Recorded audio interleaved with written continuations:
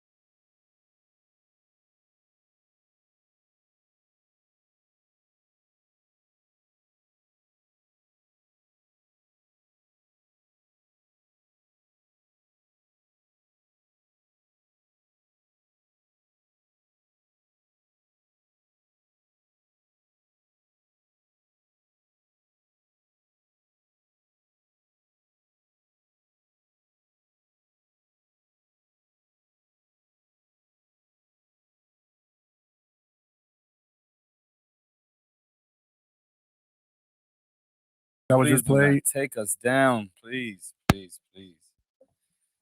We do not own the copyright to any of the music that was just played. Man, bro. Huh? Log in.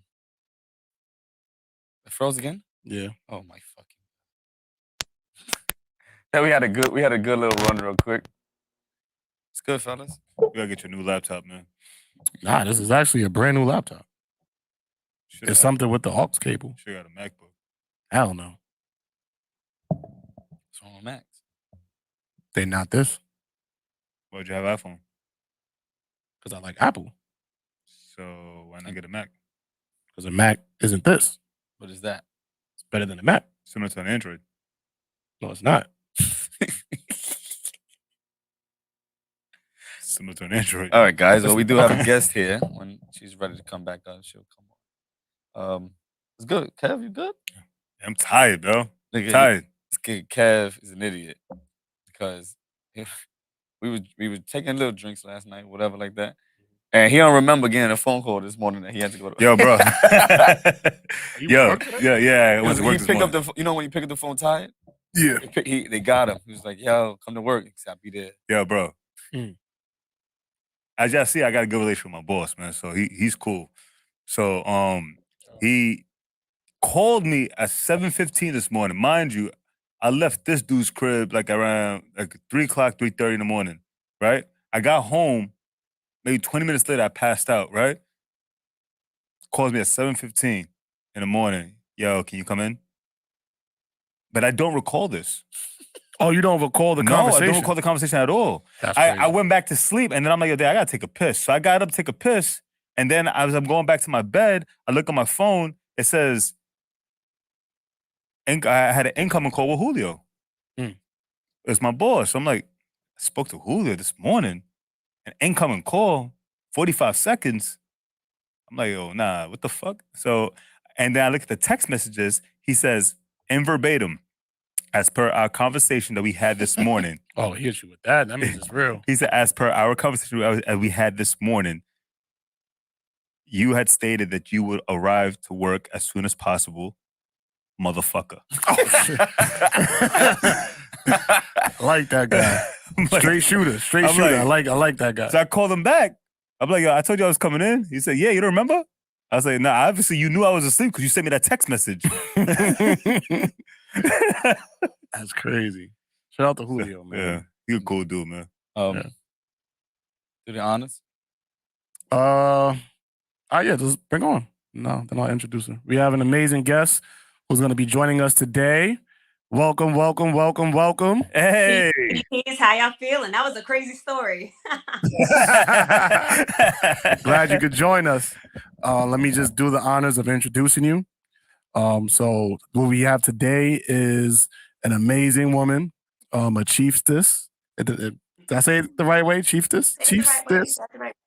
A Yeah. chiefstess, an entrepreneur, an inspiration, a mentor, a someone who speaks up to empower and motivate and push forward the community, our people. Someone who dedicates her time, her talents, her gifts to helping people have a better day, to help people have hope, to help people see a different and better future. Um, and she's someone who, as soon as I met her, like I could tell, like she's dedicated to this work. And you know, when you have people like that, it's important to keep like-minded people around, which is why, you know, I'm honored to have her on our podcast today, because she's someone, again, like who's for the community, who's for the people, and who's also for like uplifting our people. And you know, without further ado, I would like to introduce you all to the chiefstess, Anna Nayakana. Make some noise! Welcome, welcome. No, appreciate you. Glad we can finally make it happen. Me too. You know, when we first met at DITC Studios, we sat down and you're like, who are you? What are you? What is this energy? What is this movement? Naya Zuri, you gotta break it down for me. So, I mean, we're gonna, you know, start with a typical interview, ask you some basic questions for our audience to get to know who you are and what you do. And then, you know, if you have time, we'll love to have you stay for some casual conversation. As you can see, we can get crazy on the pod. You know, we can talk about anything. But you know, we can talk about serious things, silly things. We could go all over. So, you know, to begin, can you just let the people know who you are and what is it that you do? Absolutely. So my name is Anna Nayakana. As I was introduced, I'm the chiefess and commander-in-chiefess of the Naya Zuri movement. And some of you are like, what is this Naya Zuri? You may have heard it. It's been around for about 5 years now. It started with literacy, with my best-selling children's books, Naya Zuri and the Pharaoh's Throne, Naya Zuri and the Mayan Eclipse. And from there, I dared to dream bigger. I didn't allow anybody or anything to kind of box me in and say I should just be comfortable being an author, because I knew I had a voice, right? I knew I had certain energy to uplift the people, as you mentioned, especially our youth. So I'm also an award-winning speaker. I am a producer for both music and film. I do everything, y'all. I do everything and anything, essentially, at the end of the day, because I wish someone did that for me, right? When I was younger, I wish somebody actually would have made that effort to let me know how valuable I was, especially when we're talking about representation, right? Yeah, representation. And it shouldn't just start and stop in our literacy, right? It should be in every space. So because I'm a multi-talented creative, I'm creating all the spaces for it to then go into, because I'm really about this life, as you mentioned, like seeing the adversities that I personally grew up in my own environment, and then especially here in the tri-state, the need is there, right? There's so much pain body that everybody's carrying on their backs. You ever see like somebody driving into work? I can actually tell the energy that someone has just by how they're driving on the road, right? They're just like solemn, right? They're like burdened down. They don't know how to change lanes. There's no emphasis on their purpose of what they're even going towards work for in the first place, right? They're like, do you even love what you're doing?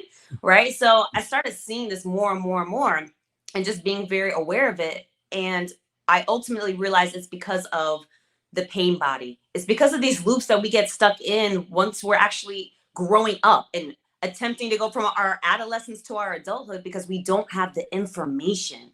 We don't have the keys to unlock ourselves. And it's like, well, what are these keys? What is this information that you're talking about, Naya? What I'm talking about is the knowledge of self, right? It's hidden, especially here in the US. It's hidden.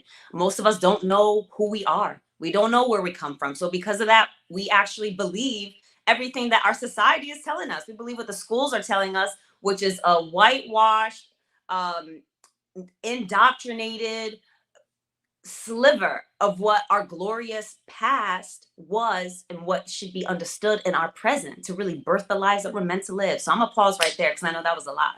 That's a lot to unpack there. That was a lot. But no, thank you for sharing. Well, that's real. I wanna Appreciate you. dig deeper about the title chiefstess. Sorry, I'm fumbling on that word. I'm gonna get it right. You gonna get it right. Yeah, I'm gonna get it right. Chiefstess, what does that mean, and how did you get that title? So chiefess is a woman who sits on the throne of a tribe, right? So my family's originally from Uganda, from East Africa. So I have an African mentality, right? I grew up and I immigrated to the US when I was 7, yet I never lost myself. And as I was starting to figure out and go through this matrix and growing up in the projects, and yeah, there's projects in Connecticut, right? CT stand up, like growing up trying to figure out why are all these kids acting the way that they do? Why are these teachers treating me the way that they are? They don't understand who I am. They don't know what my ancestors have walked through, what we have built, the empires that we come from. What's wrong with y'all? You keep saying something's wrong with me, but I don't believe what it is that you're telling me. So a chiefess is a woman that sits on a tribe. I created the Nayazuri tribe years ago to really give a name and an understanding to all of my young readers, all of my educators, all of my parents, all of my community members who are on this wave, who want to see this change, not just in the classroom, but at home, and truly like in their child's mentality, because they know they need it for themselves. Nayazuri is not just for the youth. I focus on the youth, yet it's for all of us. You know, we're not going to stay children forever, yet we will then carry whatever it is that we learn into our adulthood and then become these broken adults. And we just don't need to get there. So I essentially was given that title by my tribe. And it started with just a few hundred, then a few thousand, then several thousand. And the wave is continuing to grow, where we're now from a tribe to the Nayazuri Nation, because I've officially went on tour kicking off 2022 across the US and actually international as well. Now bringing this movement, all the fundamentals. So not many understand that women can lead, and it's not in a like egotistical, power-driven way where the woman has to yield power over the man. No, it's more of an African mentality. The chiefess sits on the throne. She's the one who leads. Her bloodline is the one that determines who is going to continue on, what heir is going to continue on. Yet that's something that we've gotten so disconnected from, especially here in the West, right? Women are treated most of the time, although it has changed over the past few decades, it's still pretty much the same, where we're more of a second class. We're not seen naturally in that leadership role. It's, oh, if the man leads, he's a leader, he's strong, he's a boss. If a woman is leading with the same attributes, she's bossy, right? She's being narcissistic, or she's being power hungry, when that doesn't need to be the case. You know, this really should be equality. So I was given that title by the people, and I wear it with honor. And now we've taken it to the point where I am the commander in chiefess, because we're a nation now, and this is going to continue to grow, and there's no stop. Congratulations. Wow. Congratulations. Wow. Damn, I'm kind of upset because I missed that first one. Yeah, that was I'm big. kind of upset. And you know, the audio got messed up, so I wasn't able to put it out. Watching. But it was really good. It was really good. My follow-up to that is, how did you deal with the duality of having the African experience and then coming over here to America, where a lot of us aren't tapped in? Like, the most we know about Africa is, you know, like the propaganda we see on TV, right, and Black Panther. So it's like, so how did you deal with that duality? Black Panther. How did you deal with that duality growing up here in the United States?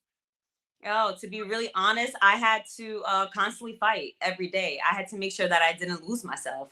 And shout out to Black Panther, right? And Wakanda. Wakanda is actually like the mythical area of the country of my family, which is Uganda, right? It's the Pearl of Africa. It's the creator of civilization, right? All the knowledge flows up from the River Nile, and that's the source of the Nile. So really, it was more of making sure I stay connected with my family. Being an ESL student, English is not even my first language. This is like my fourth language. So because of that, like, I have my language. I can speak my tribal language, right? And I was actually born and raised in Germany, yet I would go back and forth. So because of that, like, I also know German, I know Russian. My mother's from the former Soviet Union. So because of that, like, I was already different, right? There were already so many things that were putting me in like this different category, where different was looked at as something negative versus unique versus special, right? People really need to be conscious of the words that they're using, because words have power. Yeah, if you're just talking, and you're not being aware of what you're even saying, little do you know, you're actually a low vibrational being. So everything that you say about yourself and others is going to carry that same energy. So I was battling this duality. Yeah, exactly. Smack that low energy flying around. We don't need that. We don't need any of that. We don't need any of that. You know what I mean? I'm really bringing this high frequency and this high vibrational thinking. And that's something, you know, when you see a child born, they're so bright. They're so light filled, right? They're not burdened down by anything. They are daring to dream and dream big. And then somewhere along the way, something happens. Something becomes too much. They inherit something either from their family or from their environment or from a situation. And after that point, they start believing the lie.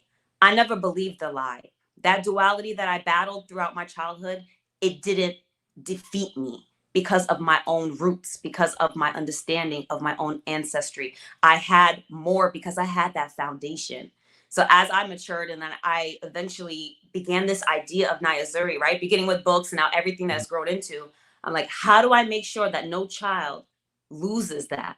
How do I give them the foundation that I know that they're missing? Whether they want it or not, whether the schools are accepting it or not, I'm going to be consistent and I'm going to be disciplined and I'm going to be vigilant in this movement. This isn't even like a single battle. This is a war, and I'm here for the long term. So you might as well give me the title of a general as well. Ooh. Okay. She's coming for it all. It all. Levels to I'm the trying to energy. look in the background. Are those the covers of your books?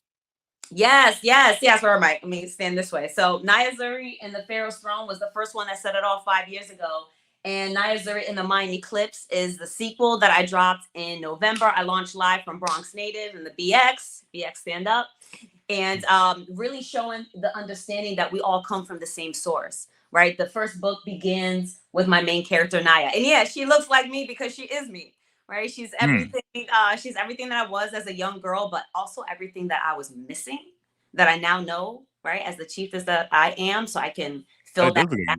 Yeah, exactly. So from there, they actually take their first adventure to ancient Egypt, and their first mission is to find Tut and assist him with some sort of challenge that he's going through at the time. A lot of kids don't even know that Egypt is in Africa. They think it's in the Middle East, somewhere so far removed, but that's been done intentionally, right? Not just in education, but also in film and in media to disconnect us from our own legacies that we built, right? Our own language. Like, we are the first doctors. We're the first podcasters. You know what I mean? Like, we're the first authors. We're the first singers, the first creatives, the first philosophers. We're the first of everything.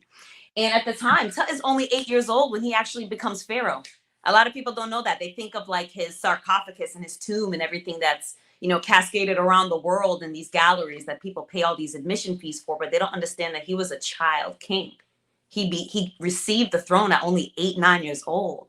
And then the story continues. I don't want to give it all away because the reader. Yeah. But the story continues in the second book. And this is all filled with sci-fi. You're like, well, how are these kids going through history? They're actually time traveling with this mystical map. But in the second book, the map actually breaks. Something happens. I'm not going to give it away. But we lean more on STEM. And I have a coder that actually assists. She comes more in. And she uses coding in the supercomputer to actually open up the portal of how they're going to continue their time traveling. And in the second book, they go back to ancient Maya, right? And you're like, okay, well, hold on. This isn't in Africa. I thought this was just a Black book. Okay, Black is all. I think we need to redefine what Black means, what color means, what melanin means. We are a melanated people from the darkest to the lightest. We are actually all one. We did not create race. Well, race was created by a certain group of people to divide us, yet we're actually one race, the human race. And ultimately, that's one of the foundational understandings of Nayazuri. Yes, I'm focusing on us. That's why you see our Black and brown culture on our covers and my characters and the spaces and the places that they're traveling to. Yet understand that we're all actually a single race with a human race. But until we give that understanding, until we give that focus to those that don't know about themselves, well, then that lie is going to continue and it's going to continue to divide us. And that's how we see gang wars and race wars and cultural wars when things are going on in Ukraine and people just taking things from other people, not realizing that they're taking it from themselves. Thank you for sharing that. Yeah. My follow-up to that is, you know, I feel like when we as people of color, Black, Latino, put out books or businesses, people think that it's only for our community. Whereas, you know, we make things that are for everybody. But, you know, when white people put out or make a company or put out a product, it's automatically considered for everybody. But when we do it, it's only a Black product, or it's portrayed to be that way. So how do you deal with that with your businesses? You know, you have a lot of children of color in your books, but is it just for Black and brown people, or is it for everyone? It's for everyone with a focus on Black and brown people, because we need to, once again, fulfill what's missing.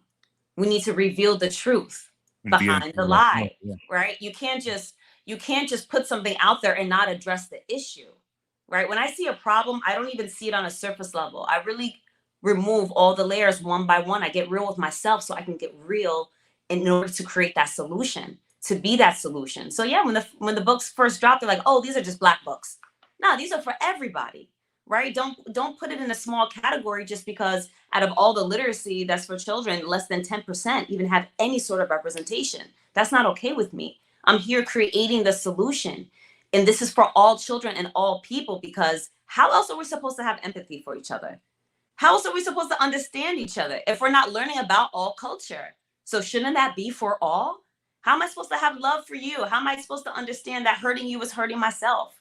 Not respecting you. That's how ignorance and stereotypes and prejudice have a potential to actually take root in somebody's mind, especially for a child that is so malleable at the time. And then we carry those ignorances on as we, mature.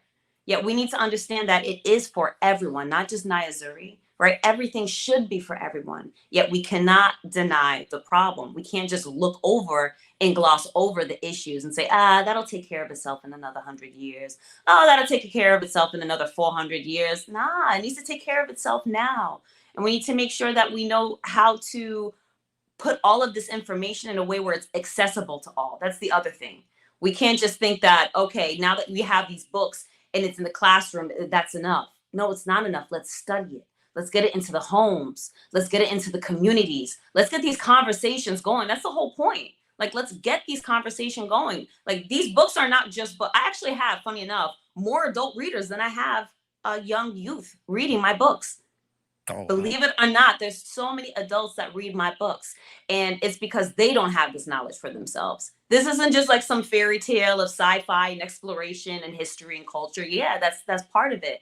Yeah, I actually have a full glossary that's in the book. I'm dropping places, people, understandings that you otherwise will not find. This isn't like common knowledge. You'll have to be one of those people that, like stay up late till 3 in the morning, maybe not drinking, but like stay up till 3 in the morning on like, you know what I mean? Like YouTube University, you start like going, you never end up going into like one of those rabbit holes. You're like, what's this? Let me click on that. Oh, what's this? I didn't know this ancient knowledge. Who are these people? What are that?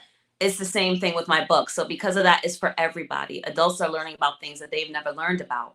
And they're thanking me. They're like, I wish I knew these ancient names of Africa. I wish I knew that this was knowledge that then carried from Egypt to Maya. And this is how we created the calendars. And this is how we charted the stars. I didn't understand this. But once you get the understanding, what? I charted the stars? I actually understand harvest time and seasonal alignments and all this. How can I not align myself? How can I not chart my own life the way that I see it? I didn't think I came from anything. I thought I just came from struggle. I thought I just came from the mud, and this is the only option for me in life. I didn't know that I had so much to actually source myself from. That's the point. Source yourself. Understand your heritage. Understand that we're connected. Understand this isn't limited to just a chosen few. Yet we need to give this to those that are chosen. You feel me? Mm-hmm. Well, before we get off your book, where can anybody get them? They can get them from my website, www.ananayakana.com. You can get it everywhere else, Amazon, Barnes & Noble, really any book retailer. You could just walk, even if it's a local independent owned bookstore, you could just walk in and order it. Oh, nice. Everywhere. We had a poet on here one time, and I was letting her know that my daughter is actually writing a book. Yay. And What are you writing it about? I believe it's about suicide. Like Okay. she likes being an advocate for like a lot of things like that too. She's about to be 13. So I believe it's about suicide. She ain't let me read it all yet. She's like got like a couple of she got writer's block right now. What can I tell her to get her back on that path of finishing it?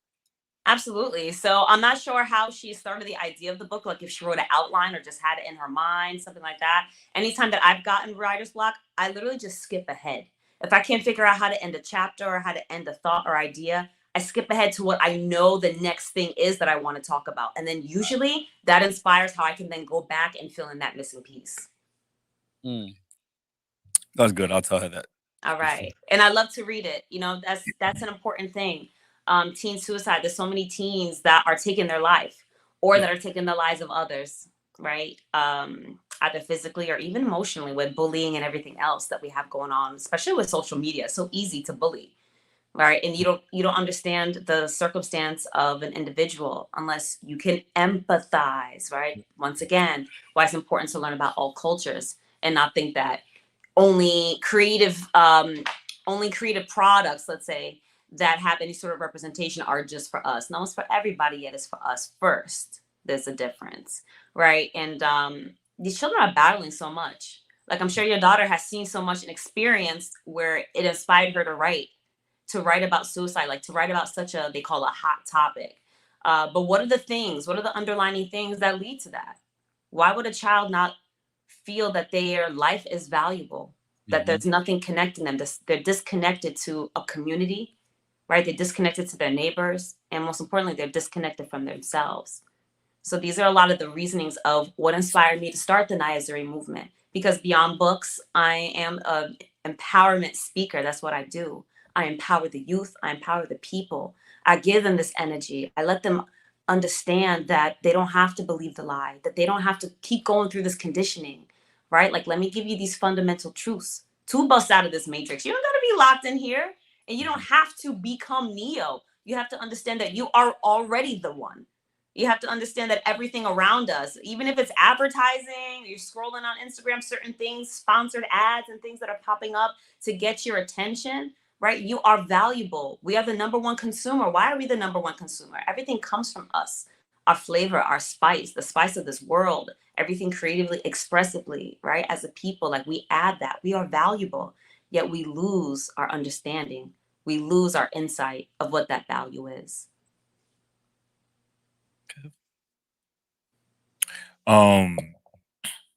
Just wanted to ask, how can we get these books that you have into like charter schools and stuff like that?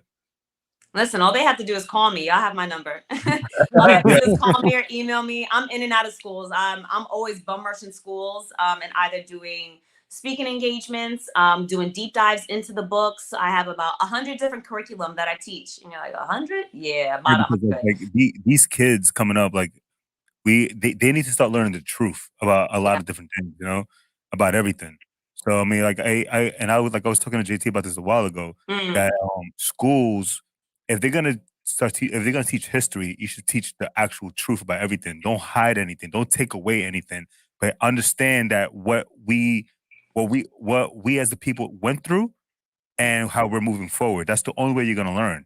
To hide it from people is gonna just make people more frustrated. So Exactly. I actually like what you're doing right now. But there's also, like, I appreciate you. There's also like a fear factor when you think of that, because they're like, okay, we're just going to teach you about this trauma, right? We're going to talk about slavery, or we're going to talk about the decades of people jumping a border or floating in an inner tube. Like, why are you trying to teach us about struggle and trauma? Like, those are the only things that, like, that's the beginning of our history. We've had this going on for millennia upon millennia. You don't even know the number, actually, upon millennia. That's how far back we go as a people. So to really teach history, like you said, like, and not teach this indoctrination, we need to take it back.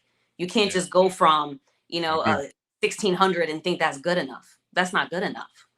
Yeah, unless we're vocal about it, right? Unless teachers are standing up, administrators are standing up, and parents are saying, no, I'd like to see some changes. They've been banning books. I know y'all know about that. You're both Yeah, educated. 100%. They've been banning books such as mine. And people are like, Anna, what are you going to do? They're banning books. Are they going to ban your books? And you're not going to ban that? Nah. No, I own my own book imprint. My book will be in every school that desires it. And if the book doesn't get to the child in the school, it's going to get to them through the household or the community. Because they're going to see, like, a Naya Zuri block party, or they're going to be watching the film, or they're going to be listening to the music, or one of the other creative expressions that I have for it. And it's going to get to them, this knowledge, eventually. If I stop, that's the only way it's not going to reach them. That's why I can't stop. That's why I have to be purposeful every day. Naya Zuri actually means beautiful purpose in Swahili. It's supposed to inspire you to be more intentional in your life. Like, figure it out, not just be sleepwalking and being like, okay, yeah, I'm going to do something one day. I have an idea of something. I think I'll get to it eventually. Oh, let me just kind of go through the 9 to 5. Let me go through this shuffling process. And then the next thing you know, you're 70 years old looking at a retirement that can't sustain your life. And you're like, this is what I did all this for? Now I'm supposed to start living? Try to tell them. Yeah. Yeah. Come on. You've been saying that for a while. I'll give you that. You got to be intentional in your life. You have to actually take accountability. Stop blaming other people. You know, focus on what it is that you can do. If So you you're limit gonna learn. yourself, then you're going to limit your outcomes. Only way you're gonna learn. Only way Taking you're gonna learn. accountability. You don't have to. Practice You don't have to learn accountability. the hard way. And I know it's like, oh yeah, that sounds so easy. It sounds so nice to hear it, Anna. You don't know what I'm going through. Yeah, I don't know what I'm going through. Yet we're here, right? We're locked in. We're locked in on this. I tell platform. everybody that. I tell Yeah. everybody that basically that the best way to start moving forward is like once you find a job, try to practice money management. Get a board, and write down your expenses and write down how much you're making and just practice that and try to save at least 10 to 15% of what you're making in a week or bi-weekly, and then from there you'd be surprised how much or what you can do with the little money that you make, and moving forward, just like for our community, that's what we need to practice money management because the higher paid schools, they practice that at young ages, like money management. We don't have that in our community, and that's the issue. So that's a big issue in it too. Oh, absolutely. And I have a curriculum for financial literacy because I'm taking it beyond that. Like I actually snuck into a junior achievement class when I was in middle school because some other kid was sick. And that's why I started learning about like the American system because I come from a family of immigrants. So we didn't even understand like what's a checking and a savings, what's a Roth, you know what I mean? What is a 401k? What are investment stocks? What are liabilities, right? I started learning all of these like general financial practices and understandings, but it's like let's take it a step further because banks are almost obsolete. Everything is changing. We need to get ahead of it.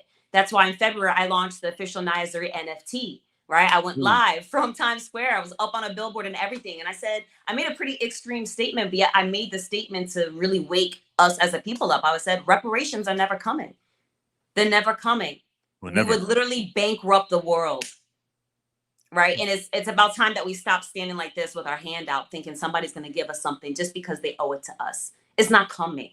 They can't afford us, any of us. So because of that, we need to get in on this digital currency. We need to get into this NFT wave. We need to understand what are the forthcoming financial practices that we can get into. The stocks are sort of like a big attaboy, meeting. It's like, okay, Johnson, let me do something for you, Google. Okay, let me do something for you, Disney. Let me do something for you, Walton family. Like, it's just big brothers assisting other big brothers in a game that we didn't get an invitation to. Here's a whole nother space that we don't need an invitation to. It's accessible for all.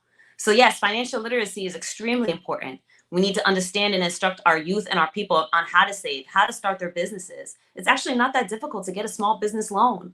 It's not that difficult to crowdfund and get capital that you need for an amazing idea. I'm actually facilitating and teaching children how to be kidpreneurs. How can you start your business at 10 years old? It's possible. And it's changing households. It's changing households. And no, I don't get any sort of percentage. What I get in return is the impact of knowing that this child just changed his single family household, of knowing that he can choose whether he wants to go to college or not. It's not a requirement anymore. You don't have to take a second loan on your house to figure out how to put your kid through school. They can choose if they want to go to school now because they have options. They have their own accountant. They can get accounting practices and learn under their own accountant. Like, it gives you options. And that's ultimately what financial literacy does. It gives you that financial freedom. You understand how to set yourself up in your life. And even if you have a 9-to-5, because I was working a 9-to-5 before this, I was in corporate America for 13 years. And I was doing Naya Zuri on the side, like living in my purpose when I could get a paid time off to do it. And I just couldn't go with that struggle anymore. It was like a day in and day out, not paying attention, working through my lunches, like Skyping with kids in Canada. I couldn't keep splitting my soul. I knew it wasn't for me, right? I have a certain light on me. People would be lining up at my cubicle to speak with me, to get energy, or to find out, oh, I saw you on this, or I saw you on the cover of this, Connecticut Mag, or I saw this, I saw that. This is really dope. What are you doing? It looks like it's making an impact. Yeah, what am I doing here?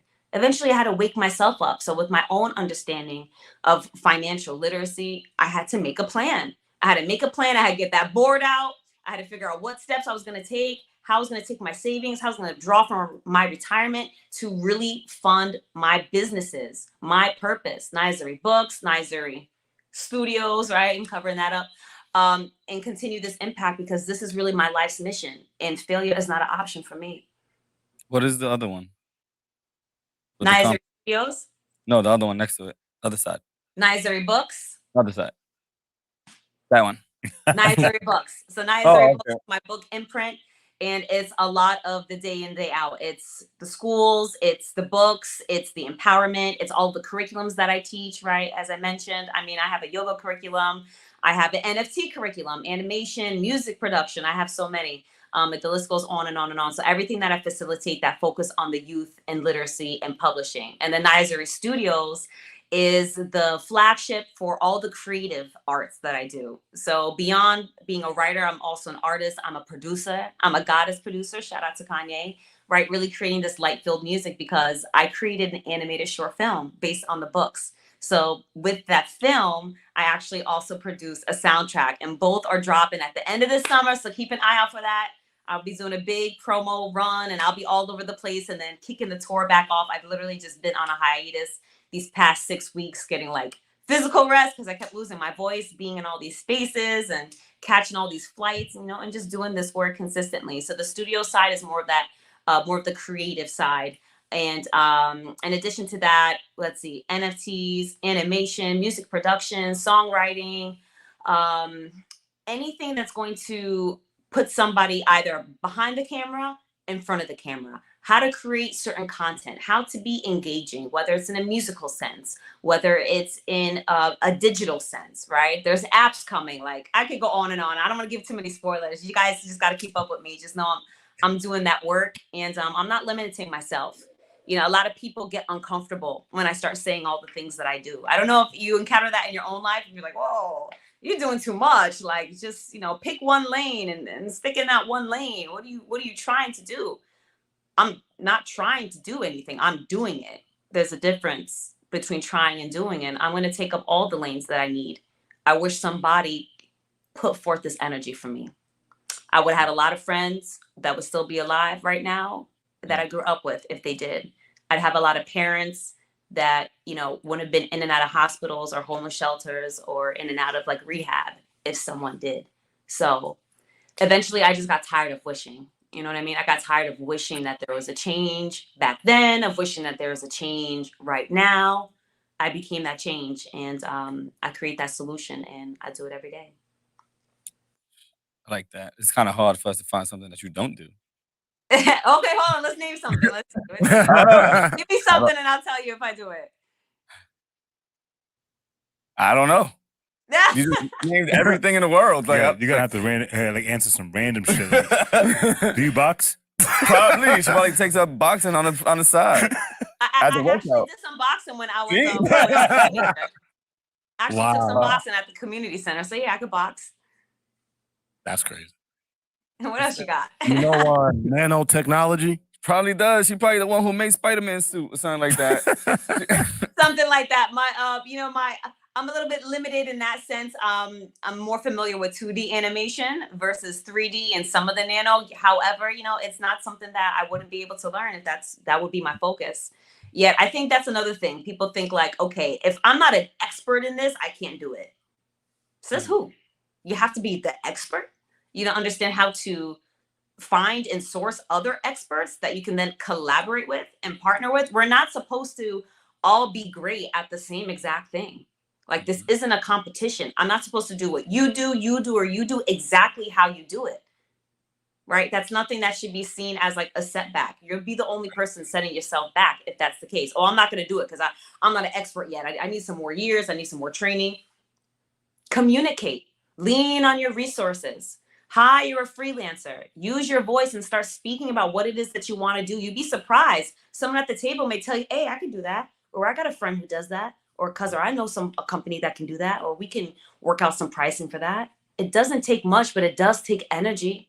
You do have to take those steps, right? So I think that's another thing as us as entrepreneurs and as business owners, we kind of halt the actual startup. because we think we need to be the expert. We have to be so knowledgeable at a certain level, and that's not the case. You can learn while you're still going through and building something out. That's all right, y'all. Don't make that excuse for yourself, please. If anybody's tapping in today and they think that's the reason that's stopping from them, you're stopping yourself, and you got to get real with yourself. Every excuse you make essentially is sourced by you. So we don't have time for excuses. You got this life, you need to utilize it. That is your actual birthright. And you shouldn't allow anybody else, not even an excuse, a fear, a problem, or a situation, to be entitled to your own life. Nobody else is entitled to it except for you. All right. Do you play cricket? I can actually play cricket. Funny enough. Yo, Funny enough, that's an African sport and a European sport.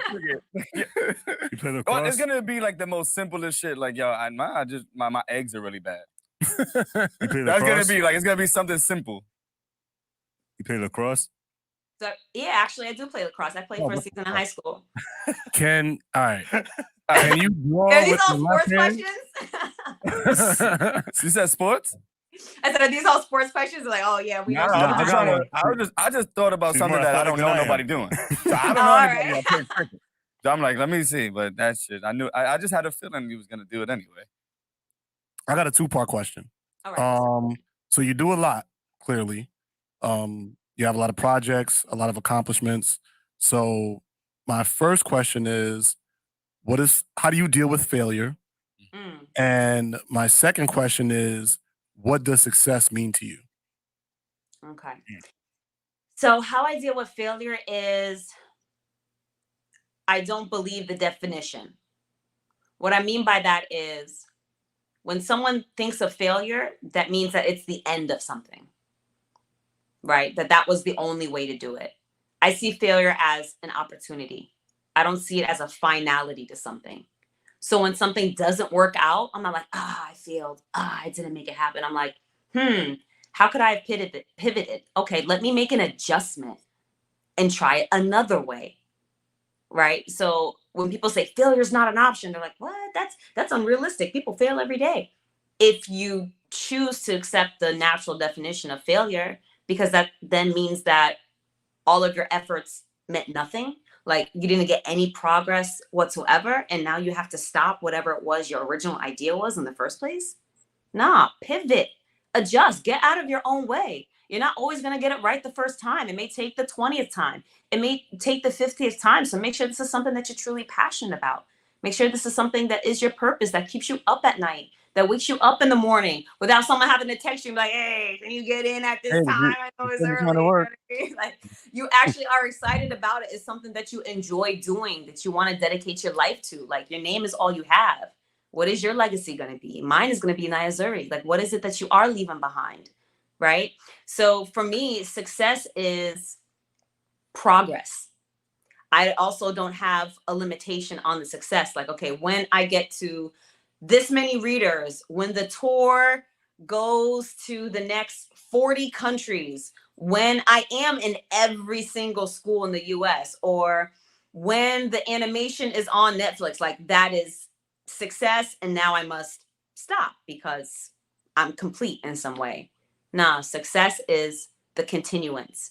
It's the wins every day. It's the progress in my purpose daily. If I stop doing that, then I'm unsuccessful. Then any sort of milestone or award or accolade or anything that I've received in the past, that doesn't hold my success because now I'm done. I'm just, right, putting up the gloves. So for me, success is the continuance. It's the progression in purpose daily. I love a compliment. Yeah, word. So what do you do when you feel like discouraged?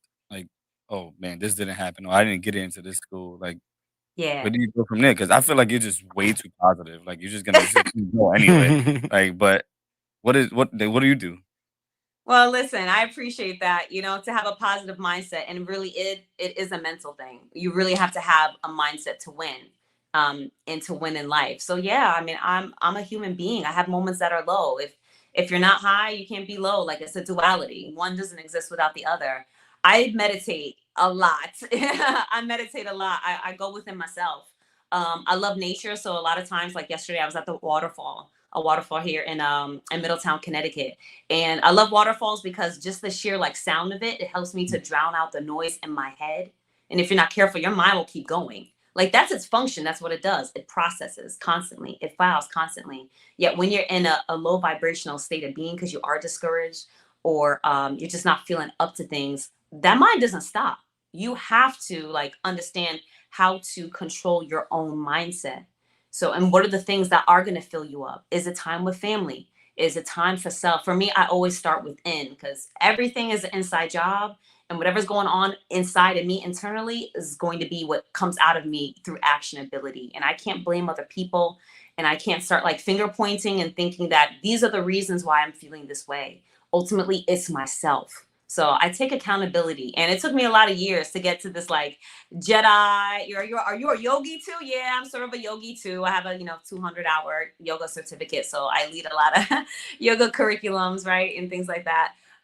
Yeah, that's what freed me. She plays baseball in her free time. She does MMA. I ball too. You know what I mean? Like basketball. Like I don't know if her day is 24 hours. Like she has a lot of time, like to do every fucking thing. Like that's insane. Like, but I agree with you with the waterfall type of thing because time like management.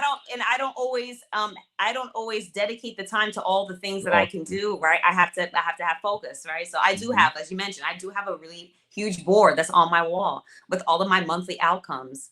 And that's a way that you have like a wall on the wall.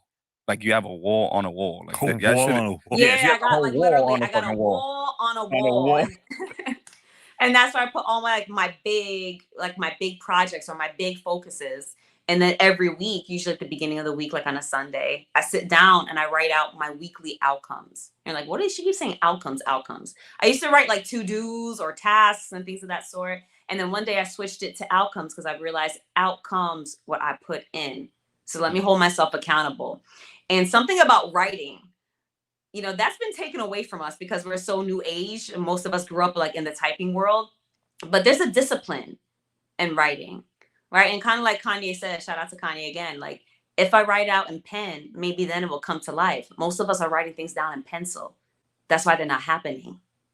Right. Write it in pen, literally on a paper or like within your own mental. You write it in pen, then it becomes more permanent. You have something to hold yourself accountable. And if you're not scared to share it with another person, then they can actually hold you accountable too, to be like, hey, didn't you say you were going to get to that? Hey, didn't you say a few months ago that you were working on a project? What's happening with that? You got any progress going on with that? So yeah, so I write as a discipline too. It keeps me focused. And things have been, what's that? How about like saying it on a podcast? Yeah, listen, we're going to get somewhere. I'm going to tell you that right now. I'm telling you, that's my goal.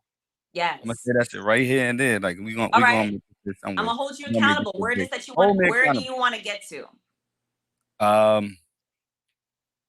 I want to get to a place where I got my guys good. Yep. It's not about me. It's about my guys and my kids. That's personal. They have their own destination on what they want to do, but that's what I want to do. Okay. So now you have to look at the steps that it's going to take for you to get there. What is considered getting my guys good? Is this hitting a certain stream amount to get financial freedom? Okay. So what do you need to get to financial freedom? What are the things that you're doing now that's working? And then what are the things that you can open up for yourself? What are some of the other platforms, spaces? Where else can you get residuals, royalties? What other platforms can you collaborate? Do you need sponsorship? Like, what are those things? And put those things on your board. Mm-hmm. Put that on my wall. Put that on your wall. And this is a free consultation because I want to see y'all win, right? This isn't like something that you have to see. Yeah, like if you're not winning, I'm not winning. Like we have to really get back to that, once again, that mindset, right? And I say African mindset because we are a village, but like we've really been pulled away from that village mentality. Like we are a collective.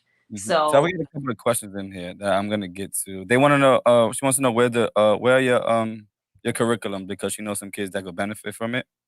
Absolutely. Well, so the curriculums are with me. So all you would need to do is contact me, and either we can, formulate a way for me to come into the schools and teach them, or we can work with, another organization, whether it's in your community or not. But the curriculums are literally with me. And as I said, I have something for everybody. So you can contact me right through my website, contact@ananayakana.com.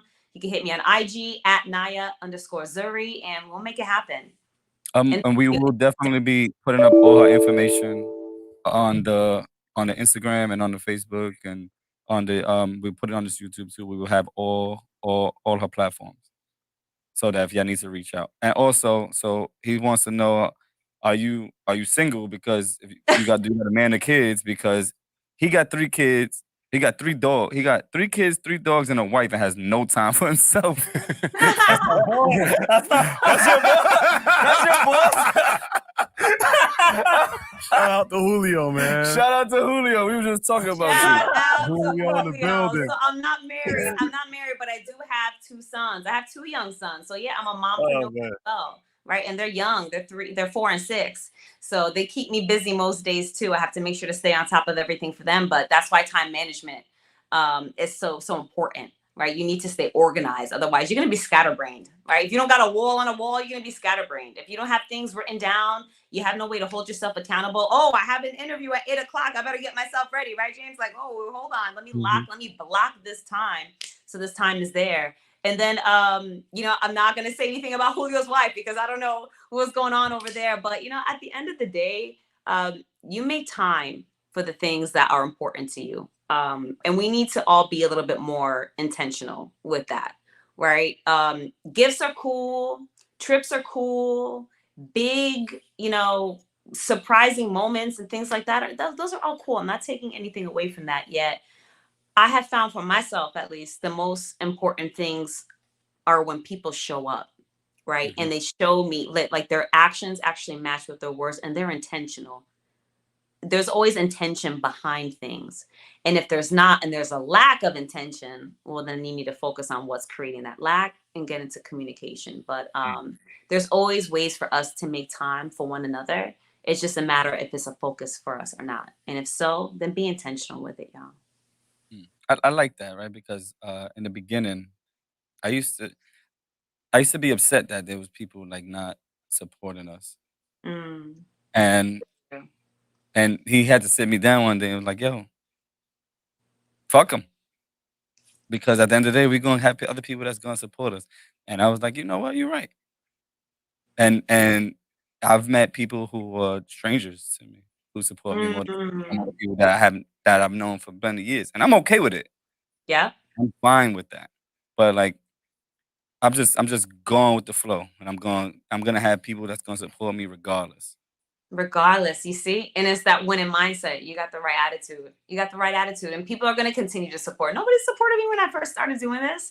Not even the schools. They're like keeping the doors locked. They're like, what?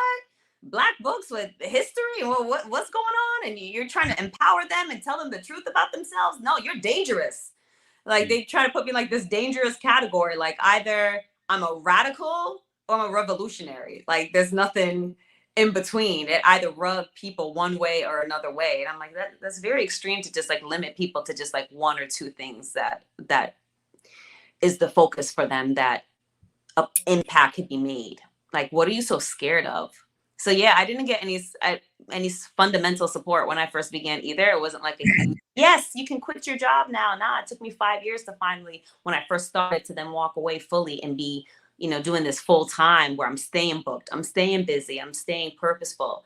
And I had to ultimately support myself and know that even if nothing more comes from this, that it's not going to stop me from continuing that work, because the support will come, bro. Like it's a given.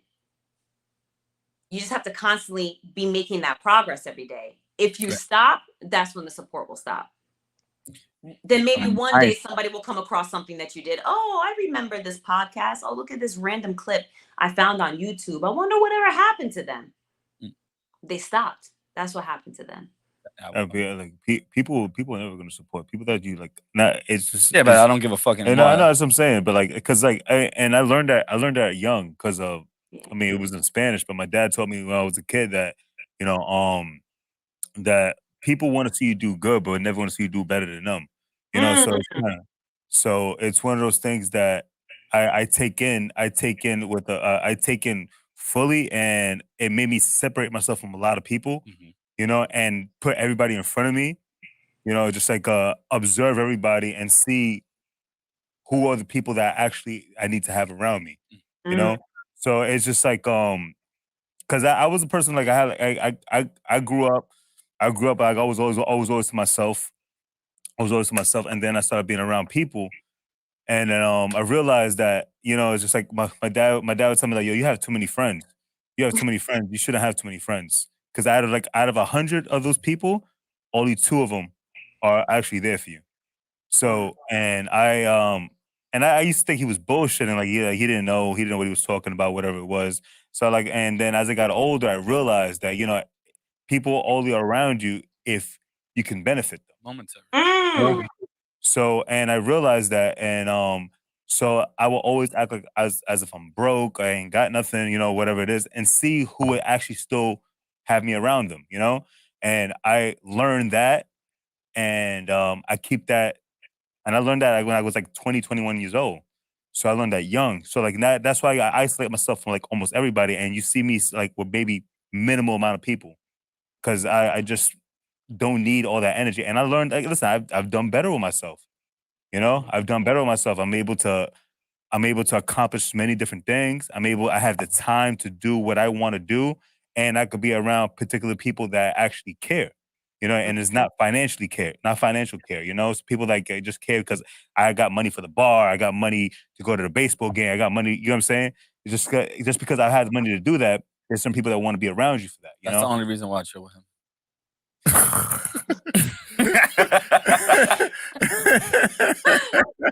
Good to know. No, but yeah, that's something people need to learn. Just like learn that. It's just learn that people are not going to don't want you seeing. No, people are not going to support because they don't want to see you do better than them. So that's why people are not going to support. People are going to be like, oh, nah, that's a bullshit podcast. Oh yeah, they try to be like everybody else. They try to be like Joe Rogan. They trying to be like, and that's what, and people take it like that. But it's just, yeah, we might be I'm motivated by Joe Rogan, right? I'm motivated by Joe Rogan. I like Joe Rogan, but it doesn't mean that I'm gonna be like Joe Rogan. Doesn't mean I'm gonna have to be like him, but it's just that everybody's motivated by something, and you need to take that energy from something and take that and try to be a better version of that person. So yeah. Go back to what you were saying about that one. No, thank you for sharing that. That was powerful. That was good. Yeah, I'm a little tipsy, by the way. So that that may have assisted, but thank you. That was powerful, and that was very vulnerable. Like, let's just like, I want to touch on that really quickly because I don't think we realize how many people attach themselves to us, right? Yeah. When you have a focus and you got some great energy on you, and you are leading, and you're like leading away from the pack of other people who are not really looking to do anything different. They just want to go along with the same thing and believe the lie and just do what's comfortable. When you're like, nah, I'm going to do something different. I want to try something new. You know what I mean? And then you start realizing, oh, you're only keeping me around for this thing. That's called attachment. And you have to realize you have to detach, because those are the things that burden us. Those are the things that don't feel good. Only connection feels good. Connection feels good because it's natural, right? It comes from a great source, right? It's something that does pour into you, something that does show up for you, right? Through individuals or through circumstance. And those are really the things that we need to get back to. We have too many distractions around us, and we're allowing people to like put us on tap at the bar, right? They literally got us on tap. Like you say, oh, Anna, you do a lot. Yeah. And guess what comes with that, guys? You know what comes with that? People are always asking me to do a lot for them. And I used to give up my time. Oh, do this for me, do that for me, create this for me, show up for, until eventually I didn't have this time for myself. So yeah, this work can actually get lonely. To get to the levels that you want to be at with your podcast, to get to the levels that I know I want to be at with the movement, it's going to take me and me alone first. All the support that comes with it is a blessing. Yet I have to be comfortable with knowing that even if I have to do this work alone, I'm going to get it done. I want. Oh, no, I just feel like you're really big on like chakras. Yeah, of course. Yeah, y'all don't know about that. Yeah. What? Chakras. Your chakras. It's like seven of them, right? Yeah, 7 chakras. That's all right. Let's go. All right, Can you elaborate? Nope. I learned that shit from Avatar. I love Avatar. I love Avatar. I learned that shit from Avatar. You look like you just be there, like opening your chakras open. Yes, that's how I be meditating. I be meditating. I'm here. I'm always pointing here because this is where your third eye is. Yeah, this is where your third eye chakra is. So I'm always pointing here, like know yourself, understand yourself. What's that? Yeah, right here. Your third eye is right here. Know yourself. That's why so I have my purpose tattooed on my pointer finger in Russian. It says Naya Zuri in Russian because I'm always going like this to remember my purpose and to stay tapped in. So I'm always like, stay tapped in. But yeah, so basic beginners on some chakras, right? You have 7 major chakra points in your body. This isn't like hocus pocus or some magical thing like, oh, well, if I don't believe in it, it's not true. Listen, you have kinetic energy in your body, right? Electric energy. That's why you can't stick your finger in an outlet, right? You have energy in your body. And because of that, there's energy points. There's energy points starting with your root, your basis, like where you're sitting, your root chakra. And every chakra is assigned a certain like attribute. And it's a certain like dispenser for energy in your body. Like a lot of people don't understand, like in your gut, right? Like kind of where your belly button is, that's your sacral chakra. It's like, what is this? Sacral? Sounds like sacred, right? This is where your creativity comes from, right? This is where your intuition comes from. Ever hear that's where people say, oh, I got a gut feeling. Yeah, where you think that gut feeling comes from? Because you feel it in your gut. It's an energy pinpoint for that. So we can go on, and this can turn into a big meditative and frequency vibrational work podcast as well. You know, we can get into it. we might have to have a part 2 of you just giving us like we just meditate and shit. We can do it for Patreon. Yeah, we definitely could. Yeah, we definitely could. But you know what? I'll say this: one of the best ways to start doing your chakra work, your like frequency work, meditating, really quiet your mind. Even if you could start with just mindful breathing for a 1 minute, detach from everything, put the phone down, turn the lights off, go be by yourself, and literally learn to quiet that voice in the head and just breathe. Focus on your breath, right? In your nose, out your mouth. And you'd be amazed at what just mindful breathing can do, what it can release, the stress levels, right? What it can clear for you, all of this distraction that you have going on in your mind, things running around. Like, find a way to get that inner peace. I will definitely try. My mind does not turn off. I can't turn my mind off at all. Like, I don't even sleep. That's how much my mind is always on. Oh, I feel you. Why do you think I'm always meditating? Because my mind is constantly going in a creative way, but it's like if I don't funnel it and I don't put it in a clear lane for itself, then I would never get any sleep. And I used to do that years ago, but then I kind of crashed like a couple years ago, and I said, okay, yeah, I can't keep going this way. Like I need to sleep more than 3 hours, right, a night, in the middle of the night.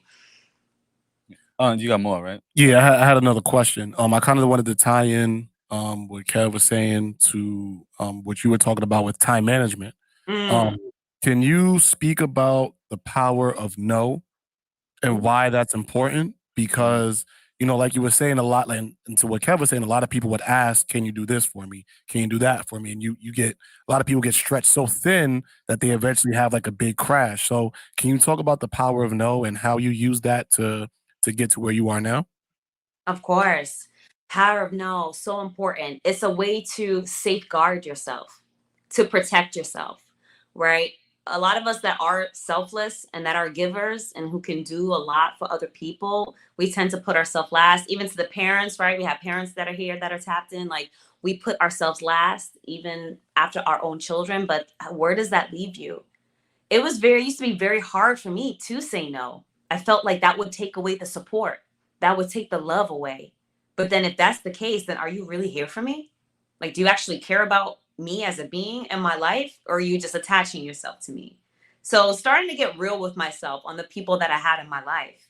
Once I got real with myself and I realized who was here just for a come up, who was here just for a selfie, right? Who was here just for themselves, not in a way where it's equal, like you give to me and I give to you. It doesn't have to be in the same way. It just has to occur.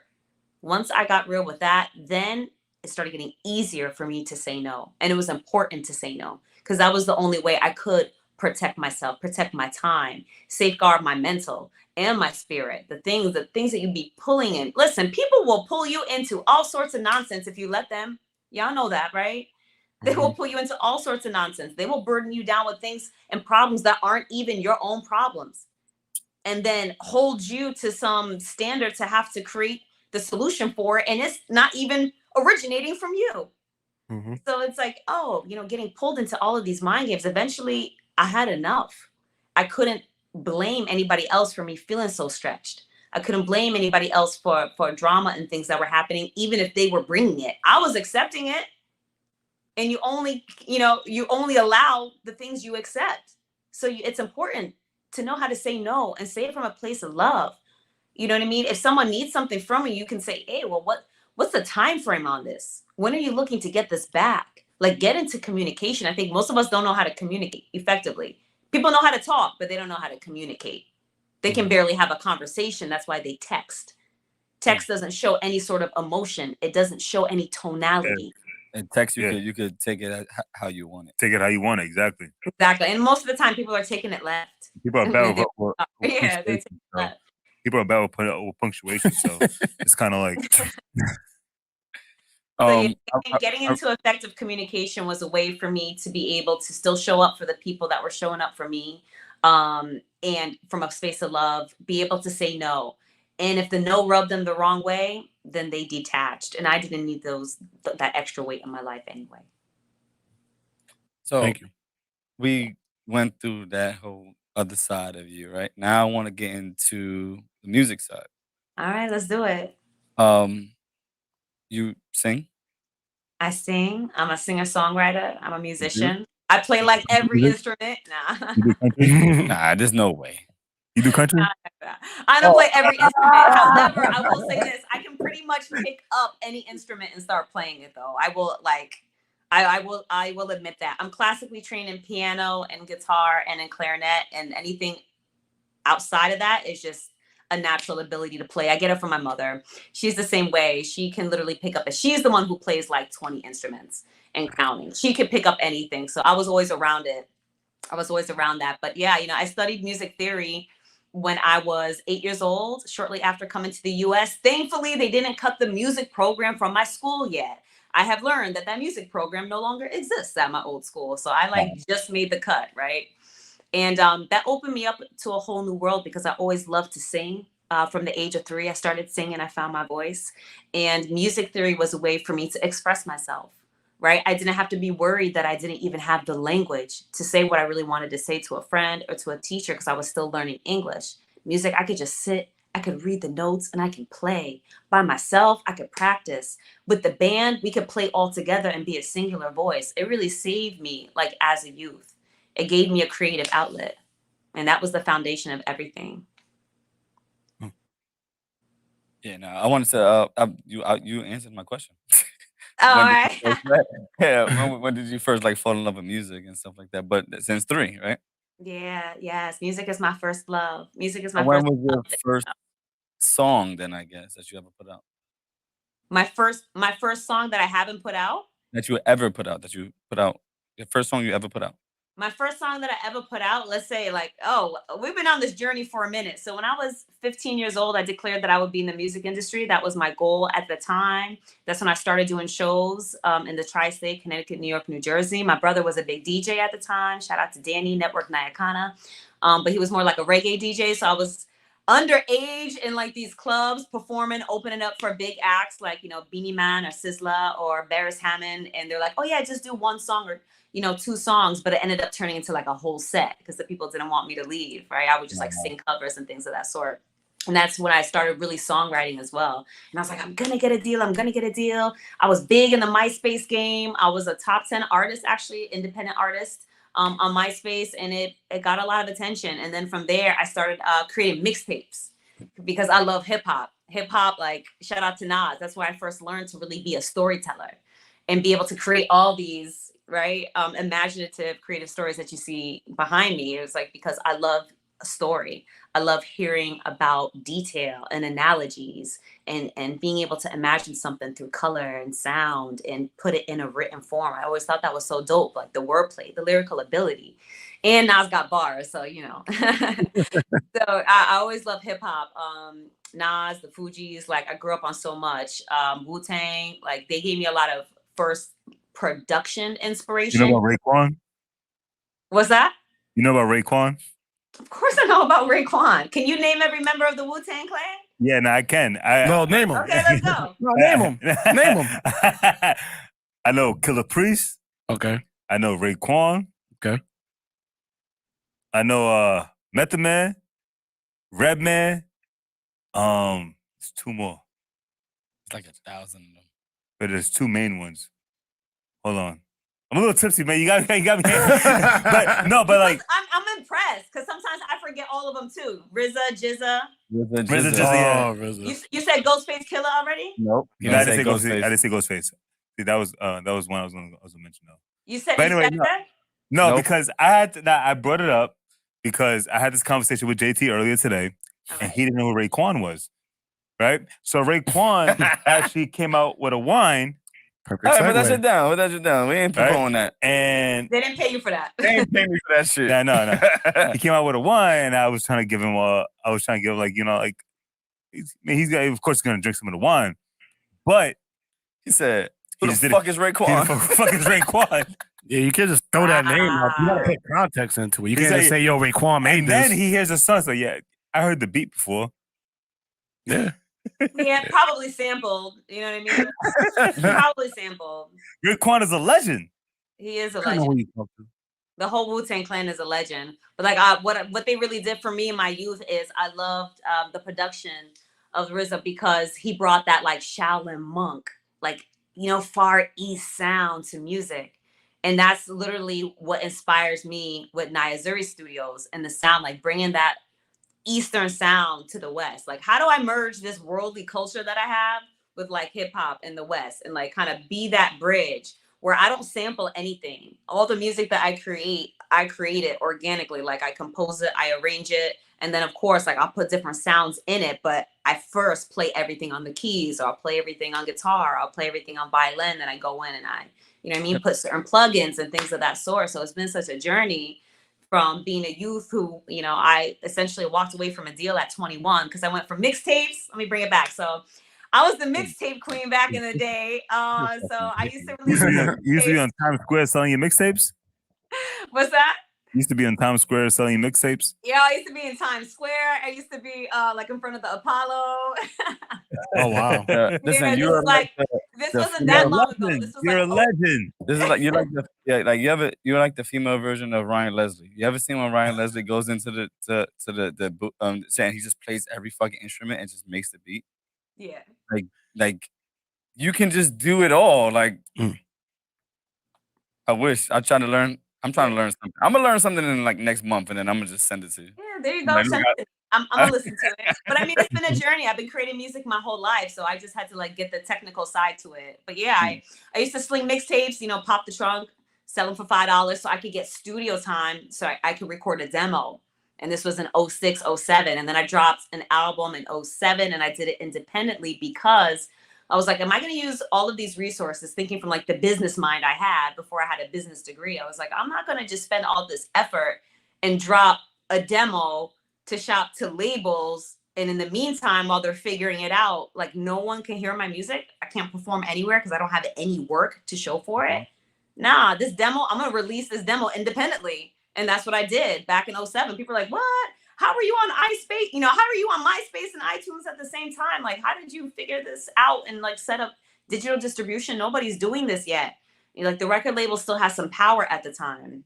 And, you know, with omitting their name, I had a deal that I had to choose to walk away from because the terms are not what I wanted. And to be really honest, what they were doing to young women at that time was not something that I could compromise my integrity for. So it almost robbed me of my love for why I wanted to be in the music industry in the first place. And then I kind of just went quiet. After a few years, I still performed. I did my thing where I had performed at Foxwoods, SOBs, like the list goes on and on. I'd have to like literally pull up my old EPK. Like I performed everywhere. And I always was proud of myself because I said, you know, I've never gotten booed in New York. And I know if you don't get booed in New York, like if you can make it in the city, like you can make it anywhere, you know. And that was something that always stuck with me because I was a one-woman band. I was up there with, Me, guitar, piano, and 2 mics. And I would just make it happen. I would swing the mic back and forth. Sometimes I have a house band with me. It would be dope. And if not, like I would play and people would be like, oh, she's really playing. She's really singing. Like there's no auto tune. Like she's really playing this stuff live. Like this is kind of dope. Like no one's really doing this that much. At the time, Alicia Keys was a big inspiration for me. Like when I was coming through those like mixtape days, high school mixtape days, because I was like, finally, someone who's also like regarded as a musician. No one's even playing instruments anymore. Everything is sampled. So now fast forward, I kind of like closed the door to that chapter in my life, but I didn't really lock it. Right. So Naya Zuri, what's that? So in the future, there may be some type of music album coming out. It's not a maybe. It's happening because I'm coming back. Coming back to the music industry. Yeah, we here. And if you catch up on my content, I've been showing stuff for the past couple of years. So I, when I first started my idea of creating the animated short film, The World of Naya Zuri, right, to shop to networks, it's an animated cartoon series. And while the networks, because it's done, while the networks are fighting over it, it's been like a 9-month process now of them all duking it out and offering different terms. And, you know, we'll see who gets the terms how I want. And then, you know, I'll make my choice from there. But in the meantime, I'm going to release it as an animated short film. So this was like during the time of quarantine. And it's like, okay, well, I can't pay a bunch of child actors to come and do voiceovers, or, you know, we can't get kids into the studio right now. What am I going to do? How am I going to create the solution? I need something in the background to go with these images. So I said, you know what? I said, I see your hand, bro. I said, you know what? I think it's time. I think it's time to come back. I think it's time to come back to the music industry. And, you know, I'm not coming back 20, 21 years old anymore. I'm coming back with a whole nation on my back. And I started creating the soundtrack for The World of Naya Zuri. So I've been in the pocket getting that done. I'm actually now finally mastering it down at One World Studio. So shout out to DJ Boy Wonder. And we're getting everything completed and packaged up. And then, you know, after that, it's just distro, soundtrack, film. Everything will be premiering this summer. I'm super excited. The pen game is strong. Everything is high vibrational music. Everything is organic. I'm playing everything, creating everything, producing everything, doing it all and showing that it can be done. And then also bringing these like cinematic sounds that are seen in the scenes, and also this like world music with hip hop fusion. Oh, it's unlike anything you've ever heard. I'm just gonna say that. If you need a voiceover actor, I'm here. I'm just okay. Like, yeah. My voice is better than yours. I don't give a fuck what your voice is. I asked to see my voice, nigga. How many voices can you do? Mine. Can you do different voices, or can you just do your voice? I could just do my voice, but we could practice. Voice sounds stupid. We could practice. And whatever we can do here to help you, support you, put it out, please let us know, because like we are more than willing to just like give you our full support. And I'm speaking for all of us. Thank you. That's felt, most definitely. And when everything comes together, I'm going to be doing a listening party and a film premiere, like 2 in 1 event. I definitely have 3 exclusive invitations for all 3 of y'all to come and take an up close listen, sit down, interview, listen to everything, and then also watch the film and just see what all this effort has been. You know, I could have been discouraged during the quarantine where I was like, oh, I can't get voiceovers. Or I could have been discouraged when the networks are like, we like this, but we don't like this. We want to offer you this, but we don't want to offer you that. We want to buy the idea. We don't want to keep you on as executive producer. Like, all of these things are happening. And I'm like, how do I get this to the people? The whole point was to give it to the kids and the people, for them to see, like, because I do love anime. I do love adventure. And the cartoon has everything, right? It's based on the books, yet it has all of this sci-fi. And it has an educational component, because there's like vocabulary words hidden in the environment, like in the background things. So you're like searching for things throughout as well. Like, so it can be in the classroom as well as at home or on the iPad or wherever you're streaming things. So I'm like, I could have allowed those things to discourage me, taking those no's or maybes, or just wait. Like, once you start dealing on that level with networks, it's a lot of waiting. They just want you to wait until they're ready. And so, you know, they'll shelf you and they'll shelf your project. And it's like, no, I need to pivot. Let me stop waiting for them to tell me when I can get this out to the youth and the people. I'm going to figure out a way. all right, it's time for me to get back in the studio. It's been a minute. I've never lost my love of music. I've never stopped playing. I've never stopped singing. It just, the past experiences left such a bad energy in my being that I didn't want that anymore. Yet so much has changed, right? The power has come back to the artist now. Independent artist is a thing. It's not just a thing, it's kind of the status quo. Now everyone is independent. They're releasing their music how they want to, right? And they don't have to compromise their integrity. They can talk about whatever content they want to, they can look how they want to, and their music can sound however it is that they want to, even if it's something that's strange or not normally done.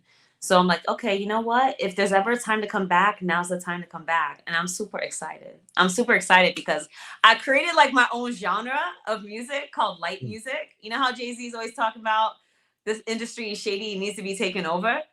But how do you take over darkness? With light? You take it over with light. Out of the darkness into the light.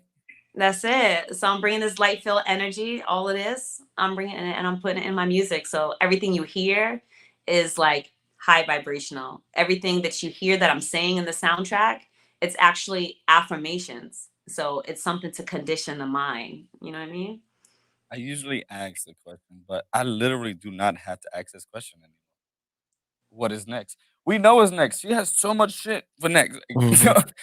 Netflix.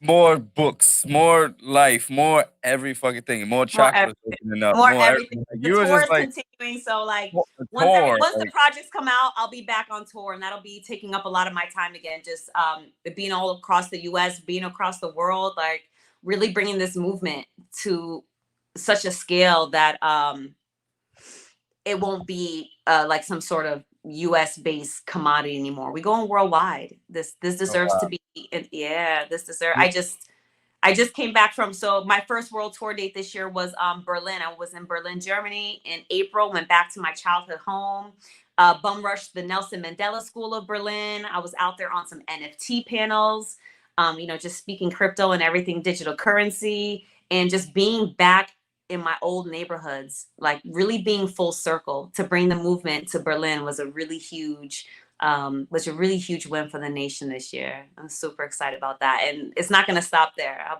actually, without saying too much of where I'll be next, I'll be in Africa before the end of the year. So you'll hear what countries I'll be in, and it's just spreading this movement, spreading this light. There's a NFT event this week, right? Yeah. No, next week. Yeah, no. Will you be at that one? Which one? Because there's a lot. There's one for ApeCoin.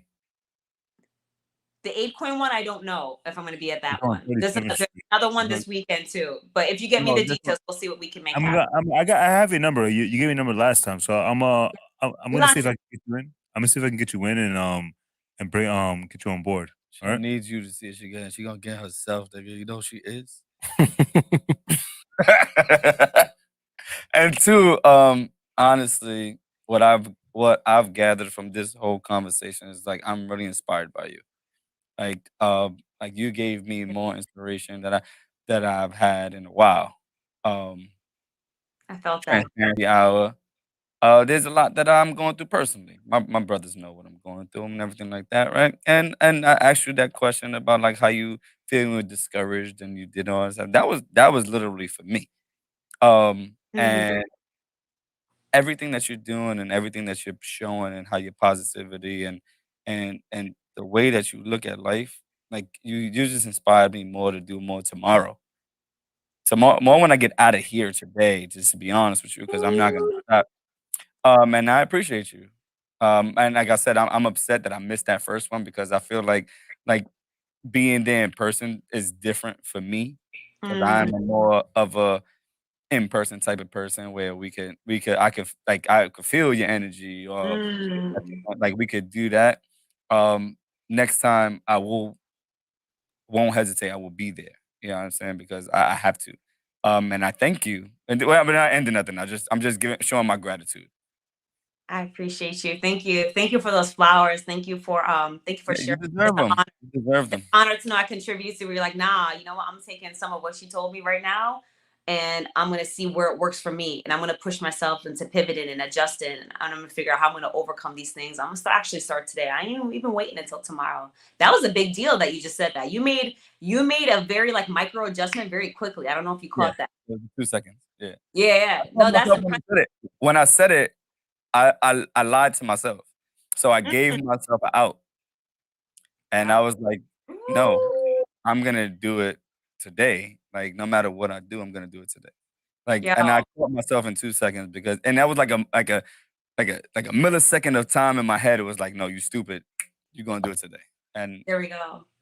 Yeah, I love that. That's so authentic, and thank you for telling on yourself. I love saying I'm gonna tell on myself because it keeps me authentic. That way, I don't like turn into some meme or something. But like, she says these things, but she doesn't do these things. No, I really do these things because I say them, and because I say them, I have to hold myself accountable.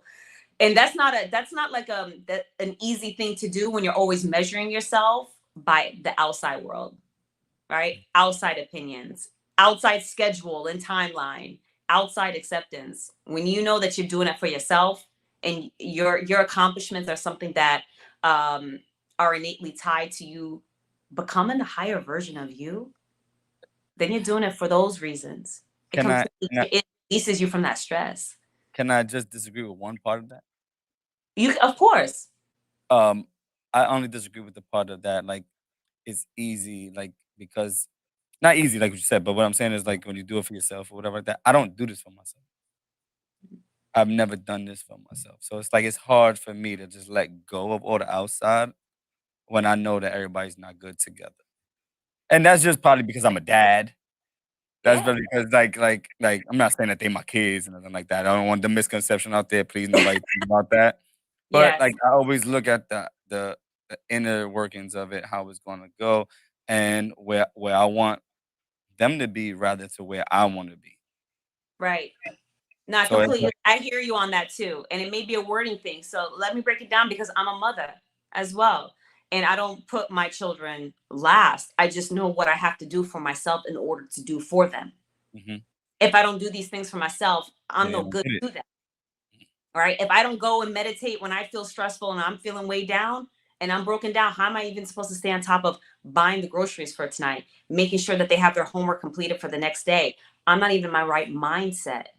Right? How can I make sure that my team and my people eat around me if I can't even be focused enough to get myself dressed for an interview? Like, you know what I mean? Like, that's what I mean by you have to do it for yourself to be your highest self. In order for you to be your highest self, everyone benefits from it in your life. It's not about being selfish. Right? I think we have the wrong understanding of what selfishness or selflessness and selfishness means as well. There's something to look into, but it's not that I don't do it for anybody else. I know that if I don't serve my purpose, I'm ignoring the potential of who I'm supposed to be in this world. And if I can't become the version that I'm supposed to be in this world that's meant for me, I cannot show up for anyone else. I can't be the best mother. I can't be the best chiefess. I can't be the best friend to myself. How can I be a best friend to anyone else? How can I be a great partner to someone else if I'm not even partnering up for myself? That's what I mean. Nah, I felt that. Yeah. No, and I felt what you said too. And it's not in, I appreciate you listening too. Like, this is a real conversation. That's why podcasting is so important. This isn't something that's going to die out. This is something that's going to continue to grow because we're talking about like that text messaging and things like that earlier. This keeps the conversation going. People think like if they don't agree, then it's over. Like if you don't agree exactly with what I'm saying, that is it. Nah, like let's talk this out. Let's I hear what you're saying. Okay, you hear what I'm saying. How can I learn from what you're saying? How can you learn from what I'm saying? We're not supposed to stay the same. Like expand my thinking. Put me on to something new. Yeah, I have another question that I always ask. I know that you have done multiple interviews, I don't know if you've done podcasts. I know you've done multiple. I just know you've done a lot of shit. Yeah, I've done it. At this point in time. Way too much From stuff. what you just said, I know you've done way too much stuff. Like just a little feedback on us. And I like to get this shit on camera because I like to people to like see where we could grow. Like, is that like, what do you think of how we conducting this here? I think you guys are doing an incredible job. I think you're doing an incredible job. I see how you all balance each other. Like you have different personalities, right? I love your setup. I feel like your setup is professional. You have everything you need. I think you could probably put some more branding somewhere so people can see what else is happening here, especially when you're thinking of like post-production, when you need to do clips and things of that sort, like branding on the table, whether it's on the tablecloth or on, stickers to put on the back of the laptops or on the mics or things of that sort, maybe on the wall behind you, things like that. I love that you had questions prepared, but that you also kept it open for an organic conversation to see Hold what's on, going can I to stop you right there? Can I stop you right there? We ain't have shit prepared. Oh, I thought James was reading from something. Nah, this is what we do. We just I just want to be completely honest with you. All right. What came out of our mouth This is all freehand. That's impressive. Freehand. Yeah. It's all what we thought about when you said what you said, and we took it and felt something. We try to feel out the interview. We try to make it organic. We try to feel the interview, and then we try to make all the questions organic, but as go off of what you're talking about, and then we ask the questions about what you're speaking on. So it's just we freelance everything. So now that you know everything. that, does that change your opinion of what you It doesn't change. It just adds on to the fact that y'all are doing an incredible job. I appreciate it. Especially if these questions are just like off the top. Just off the top. I prefer organic conversations because then it's not so scripted. People ask me the same, what inspired you to write the book? Well, exactly. 100% because like over and over again. When a person has everything written down, they're not really listening to your questions. They're just waiting for the next one. They're waiting for the next question. Yeah. So we're actually listening. So and actually the viewers get to listen. You get what I'm saying? So it's actually like an actual cordial conversation. So that's the good part about it. That's it. And I love the engaging too. Anytime you can engage, it doesn't feel so much like an interview, like question and answer. Yeah. So I only see the highest things for y'all. I only see the highest things for 40 Central and what you're going to continue to do, the guests you'll continue to have, and the conversations that you continue to have. The more authentic you are, the more vulnerable you are, like really sharing real life things that are happening, the more people are going to support because the listeners want to know that they can relate to you. Thank you. They want to know that you have something of value to add to them, that they're not the only ones who feel this way. That's real. I take that. I like that. I appreciate really that. High confidence, man. Huh? She has high confidence. High confidence. She is confidence. That's the one right there. Yeah. Do you have any questions for us? Like, what would you want to know about us? Like, let's just switch the interview for a little bit. Okay. Let's have fun. How did the podcast formulate? Like, I don't know your origin story. How did this formulate? Was this like a text message thread that turned into a real life situation one day? Nah. Okay, so this is what happened. I've always wanted to do some type of podcast, some type of media thing, right? I've always felt like I got friends that rap, I got friends that play basketball, I got friends that, excuse me, I'm sorry, the beer. That I know that I can contribute to them in some type of way. Okay. But it wasn't a way that gives them opportunities, right? So I'm like, yo, I want to do a podcast. I brought it up to JT and the guys, and nobody took it serious. But I always wanted to do it the people that I wanted to do it with. I didn't want outsiders in, not saying outsiders, I just didn't want other people in my circle where I can, like, they're expendable. Like my brothers and my brothers. Like, I don't, like, if we argue, we're going to fix it tomorrow. You know what I mean? Me and Kev argue every fucking day. Every day. You know what I mean? But we fix it every day. You know what I'm saying? Like, we wake up and there's nothing wrong. You know what I'm saying? Like, so when I brought it up to JT, he was, I don't know, and I don't want to speculate. He could tell you when he gets back. I don't know if he was like down or not, but eventually, pandemic happened, and yo, what's up? Want to start it? And then he said, yeah, and it just didn't stop, and it just continued and continued and continued, and we grew like very, very fast for us. And there was a point in time where I didn't think that we was gonna be where we was gonna be at that point in time because it grew too fast. But it was just a point of me and him actually just getting together and just making it work. What did you think about when I first brought it up? The first time, not the other. I mean, I thought it was a good idea because I felt like the neighborhood didn't have a voice from the podcasting perspective. Oh, hold on. By the way, I didn't care about the neighborhood at that time. I cared about just talking.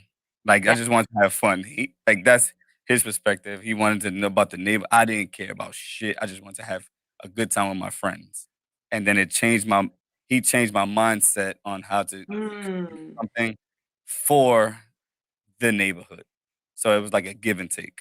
Sorry to cut you off. Nah, I mean, I think that was the merge of the two energies right there, right? Like when people come on the show, you know, we have fun, we have a great time together, and then we also talk about ways in which we can make the community better. And we've done that. We've gotten basketball courts renovated.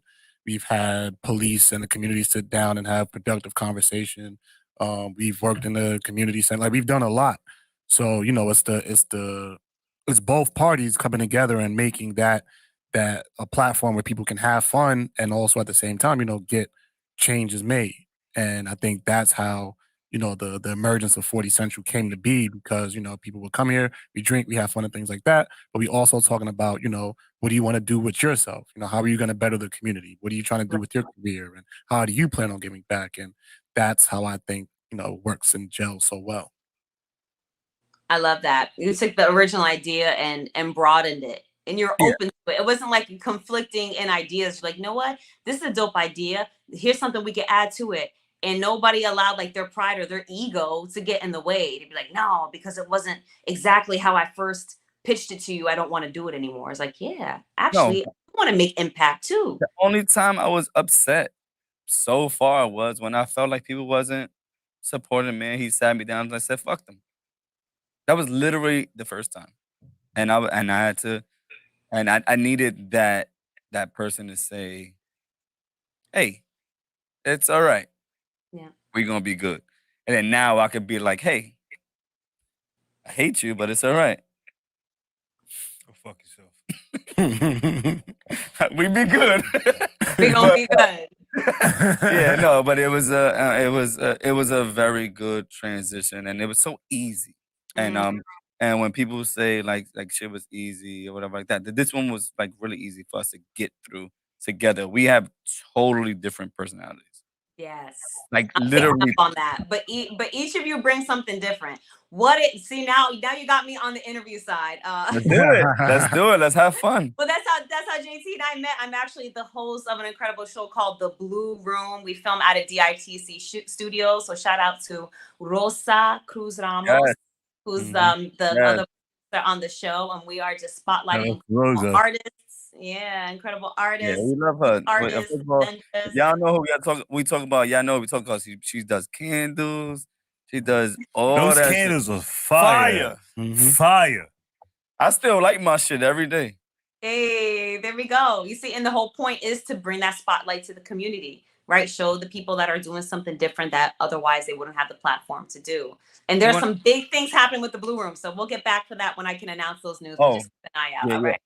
By the way, that day, I don't know if anybody was telling you that day, like he didn't know that he was gonna interview like 20,000 people. Yeah, he had we didn't know. Like if I would have knew that, I would have been there. You know what I'm saying? Because we just thought that. What did you think? She just said, "Hey, can you come interview a couple people?" And I was like, "All right, cool." And then got there, and I was there. I saw about maybe like 15 interviews back to back. and then I'm at home and I'm watching your interview because I think yours was started first. Sweating. I think hers was the first one. No, she wasn't. No, she wasn't. Who was the first one? There was the one that was first, and it was interview. When you started recording live. She might have been the first one. She was the first one. Yeah, I think she was the first one. Because she was the first one. Fourth or fifth one. No, she was the first one because when I text you, I said, "Hey, listen, I can't see nothing." Because I'm on there, I'm on there like, yo, what's up? I can't see, I can't hear her, I can't do none of that. You're right. She was the first one. I'm like, yo, you were the first one. And then when all of the stuff happened, I'm like, yo, fuck, I can't be there. That was my thought. My whole thought was like, fuck. You were Like, the first interview. I want to go because and fix initially it. Rosa had stated that she wanted JT to interview you, and that happened from that. So yeah, she was the 1st one, and then And a you few was other people. live, and then I was like, yo, I couldn't get it, and I was so upset, that I couldn't be there to help both of them. I couldn't be there to do all this stuff, and I couldn't be there to meet you. So I'm like, yo, I'm fucking upset. But it's all good. We're gonna make it happen. We're gonna make it happen. yeah, you gotta come. When You are you gotta coming sign in this person? board. When are you coming here? When y'all invite me. Next week. We'll make it happen. We'll make it happen. Don't say that. I'll pick you up from Connecticut personally if you need me to. I'll come to the city. Just give me an Addy. All right. We'll talk about it We'll after. make it happen. I'll put some time on the calendar. Yeah. Give us a little short interview. I'm with that. Let's go. You got any more questions? Let's go. But yeah, that happened so organically, and we just sat down on that couch, right? You're like, hold on, who are you? What? And I was like, yeah, this is who I am. He's like, explain yourself. No, she had the crazy energy. Yeah. That's why it I'm was mad like- that audio got messed up, man. Yeah, it was crazy Audio fucking was bad. energy. It was a really good interview. Shout out to Because, everybody. no disrespect to anybody else. No disrespect to anybody else. I fell asleep through a bunch of interviews. But Kev, your interview, Come on, Kev. your interview, no disrespect to anybody else. But I fell asleep through a bunch of interviews. But your interview was amazing. Was amazing. I appreciate you. That was live and organic. I don't even remember what we said. I just knew that. And you want to know something funny? Mm-hmm. Just like you felt like we had like questions today, which we obviously like didn't because we told you that. He ain't have shit for y'all that day either, and it was just that's who we are. Freehand. Like we just like the first take of this shit. That's One it. take. It's an organic chop. It's an If I organic say chop. something And you wrong- know what I love? Like, y'all actually allow your guests to speak. So it's really, how much do I want to share? Like, how open do I want to be? Like, you ask me a question, I'm going to answer it, but I'm going to kind of take you on a journey while I'm answering it. Because there's certain things I want you to know. Otherwise, I have to wait for you to ask that question.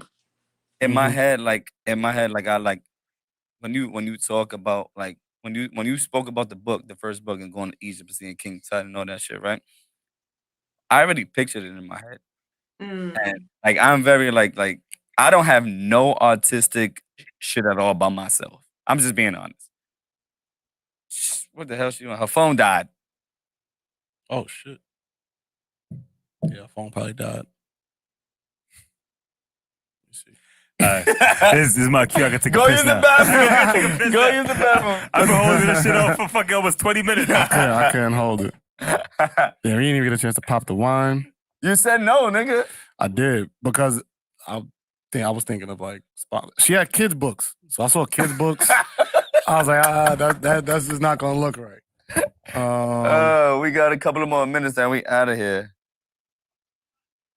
We got like 20 more minutes because oh shit, What? they down almost 10. Are we good? Yeah, 37, one 29. said, anybody want to tell JT that Boston's getting packed up tonight? Nigga, where my $50? Ooh. That's all you need to worry about. Where my 50? And I said cold cash, and I said $2 bills. I'm not even gonna talk about the back channel conversation we had. Pause. But yeah, we spoke about the bread. He offered something else. I said, nah, I need cash. I like when I make bets with people, I want my money in cash. Cash. I mean, Did y'all bet on this? No, we didn't. I got a couple bets though. I got a bet with Ross, and I got a bet with somebody else. So I mean, we're gonna be good. I mean, we're gonna go for Game 7. Yeah, no, we're gonna go. We wanna finish the shit in like the next like 30 minutes. Then we're gonna go finish watching the game too. Yeah, we're gonna force Game 7. So I'm not even really worried about that. I honestly think you're gonna force Game 7. We will. I think so. We will. I think so. I don't feel like they lose in Boston. Like Nah. that's not. I don't feel like that's happening. And then even if we do, it's like at the end of the day, we didn't underachieve this year. Yo, What happened? I caught that on mic, bro. Why did you fart in the bathroom? You just broke wind? Left the door open, broke wind. Bro, leave the door open because that shit might stink. Yeah, that's crazy. All right, yeah, we just cut it to 10. Yeah, we good. We good. No, it was 8. No, we were down by like 15. Oh, word? Yeah. So we You got all right? That shit We in came out your striking stomach like a tornado, nigga. Yeah, that's crazy. You get yourself together. Do I need to run down on HR? Oh shit, Princess and Warren about to get into it. No need. No, he offered. He shit. made the offer. So I'm not even gonna make it sound like he wasn't like trying to pay the debt. But Yeah, he's supposed to be here today though. yeah, man. Shout out to Warren, man. That's the geyser for real. So before she comes back, right? We was in here listening to Lloyd Banks. Mm-hmm. Lloyd Banks versus Jewels. What do you think? I think it's a bad matchup for Jewels, even though I think that because Lloyd Banks is more of like the even worse version of like Jadakiss in the sense of if he take you to like that street basement rap, it's over. What are you gonna put? Yeah, your man's hurt, right? Who? Williams. Yeah, he been playing hurt the whole playoffs. I know, but like that's not a good look for him. Nah, you gotta play through that. It's the yeah. finals. Well, like, what you it might mean? fuck up his whole career. Nah, I won't. I don't think so. He's young. Yeah, he's good. Oh yeah, her phone died. So that's fine. If we don't get her back on, we appreciate you. If she wants to come back on. Yeah. If we don't get her back on, then we definitely that was a great interview. We had a great interview. That was fucking great fire. interview, by the way. And her energy is fire. Everything she's doing is fire. Listen, if she goes back and watch this, like whatever, like I said before, whatever we could do, we are here for you. We're gonna put your books out there. We will put up her link for the books in the Instagram and the Facebook. We will put what else she has. Just give me 1 second because I'm trying to see if she's trying to come back on right now. Oh, okay. But whatever she got going on. One? Nah, don't even open it because we want to. Yeah, you don't even need to open it now. We can save it for the next week. Save that for next. But because I don't want to open it and waste the whole thing. Oh yeah, and we outside, man. If y'all want to come outside with us and do a road trip with us, we're taking a road trip. We gonna say where too, but listen, it's 40 Central road trip. For the documentary. We might have. You got to put it for the documentary. Oh no, I'm gonna have to GoPro with us. Yeah, no, you're gonna have to. We're gonna have a good time, man. We're gonna have a good time. Late August. What do you think about academics want to fuck 17-year-olds? What? That clip was actually interesting because I got into no, it wasn't even back and forth. I heard it on Twitter. It was like a clip. To me, it sounded old. It was old. He said it was like 10 years ago. Yeah, it sounded like a whole clip. And that was the argument, right? Someone said 30s. That it doesn't matter. So that would be he was in 20 something. 17 is minor. He basically then he. Go ahead before I. No, go ahead. Okay, so because I'm locked in on this game now. The clip, yeah, that's why I want to get out of here. The clip was the fact that saying like, yo, like, it doesn't matter if a girl's 17 or 20. What is the difference? At the end of the day, if she still got a college ID, I'm fucking. But yeah, there's not much of a difference between 20 or 17, right? Then he came back online and said at that point in time, he was talking about college era.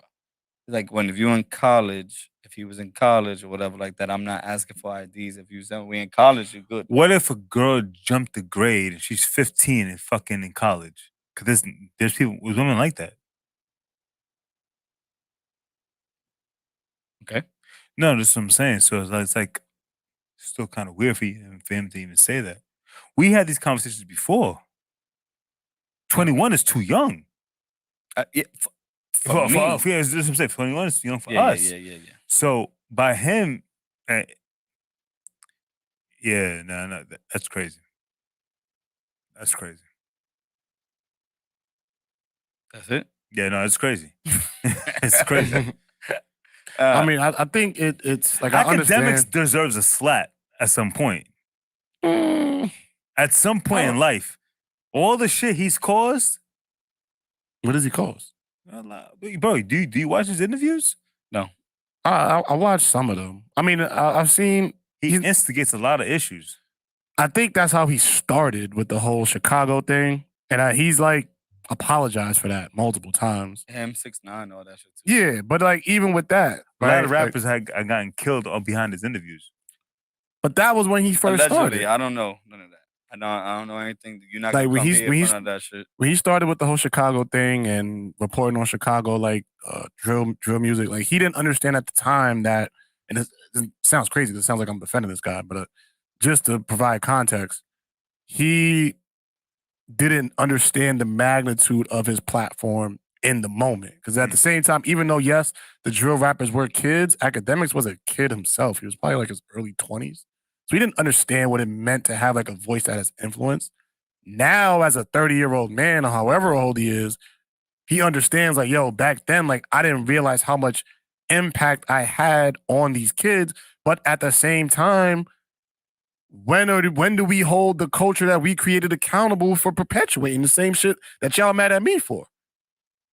Me as in Academics, right? Nobody's talking about the hip hop execs. Nobody's talking about the radios that play this. Nobody's talking about YouTube that's giving it hundreds of millions. Like nobody's talking about all that stuff that plays into it as well. I was just a reporter. I just told you what was going on. But all the other machines that are pushing this stuff forward, the community or the culture doesn't say anything about that. And I think that is the message that he's trying to convey about that point in time in his life. And then I can understand.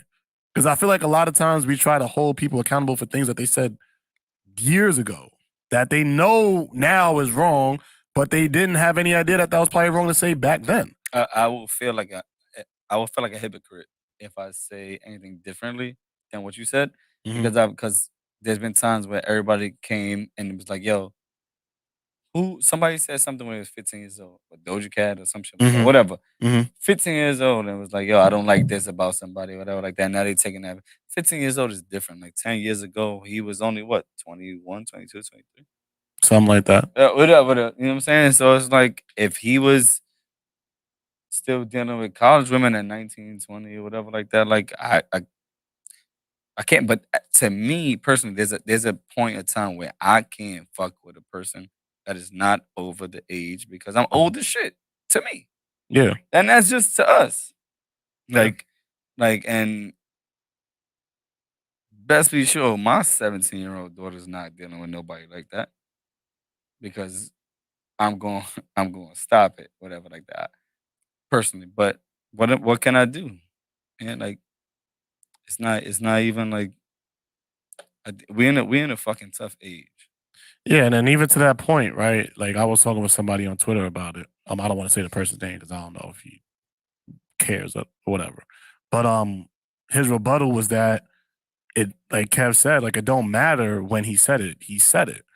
And I think that kind of just takes everything out of context. Yeah, I don't agree with that though. Me neither. Like, and I feel like if you're 20, like you said, like if you're 21, 20, like that's not out of the realm of a average 20-year-old to think that they could talk to a 17-year-old girl.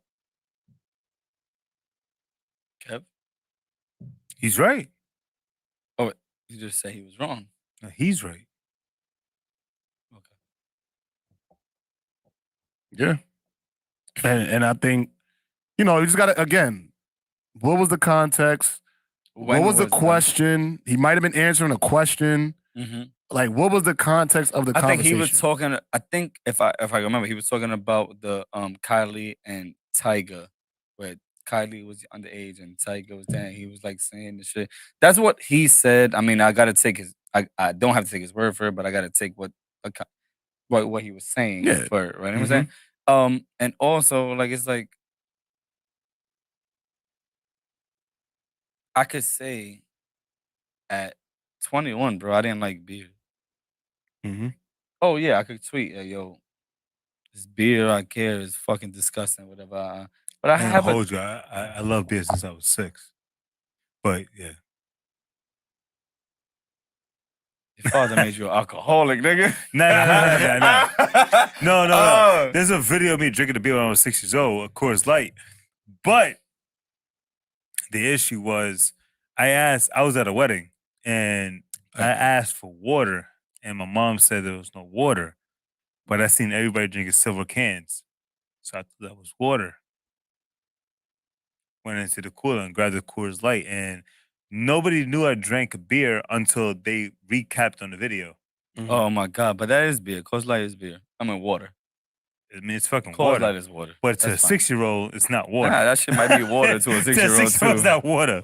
Whatever. What I was saying is like I didn't like that, but are they gonna say, oh yeah, I love this brand, but you know what, I hate it, blah blah blah. 30 years later, I love blah blah. Oh, why are you gonna say this about this? Like you're gonna take my 20 years tweets out of context? That's the danger of social media. Too much people have an opinion. It's like anybody could go back and find old clips, old videos, old tweets when everybody was just exploring the internet and not knowing the magnitude of what the internet actually is and not understanding the magnitude of having a platform and having a voice. Not saying that people shouldn't be held accountable, but again, accountable within the context of when and how things happen. Like there are things that 10 years ago, 15 years ago wasn't considered offensive. Mm-hmm.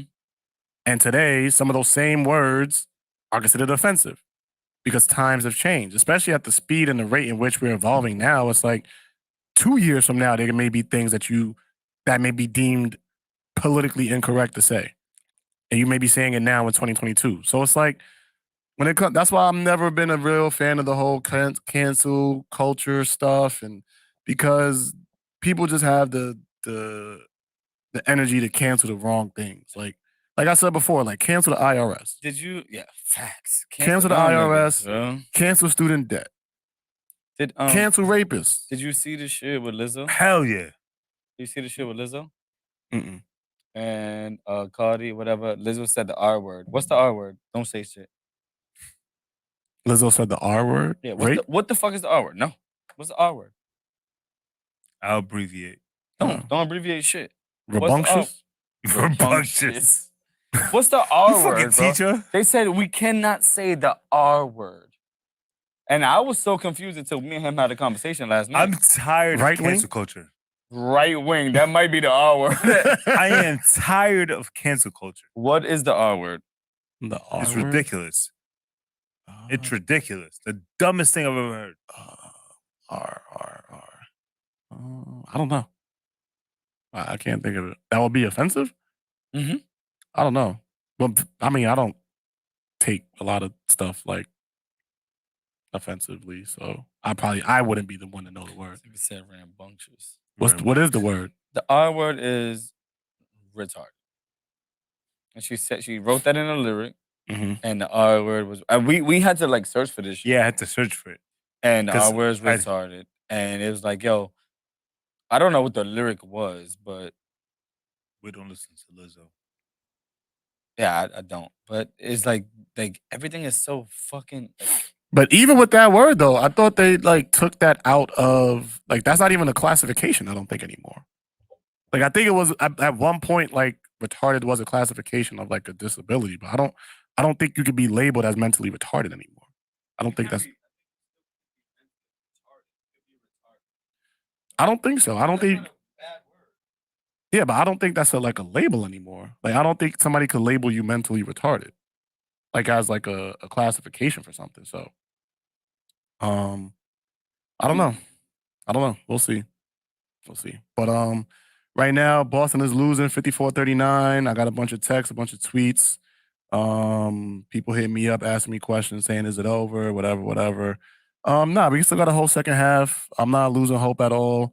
I think we're gonna have a third, fourth quarter surge, come back and take this game back and force a game 7. So, I mean, I appreciate all the love that I've been getting. A lot of people checking if I'm okay.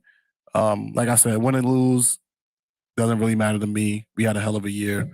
We came. Right now, we are within 2 quarters of pushing the game 7. Yeah, like right now, there's a bunch. Like you have to say special needs. Special needs. Let me put that up. Special needs. Yeah, mental retardation. I don't think is a classification anymore. Like I was saying. But the whole it was never a classification. It was.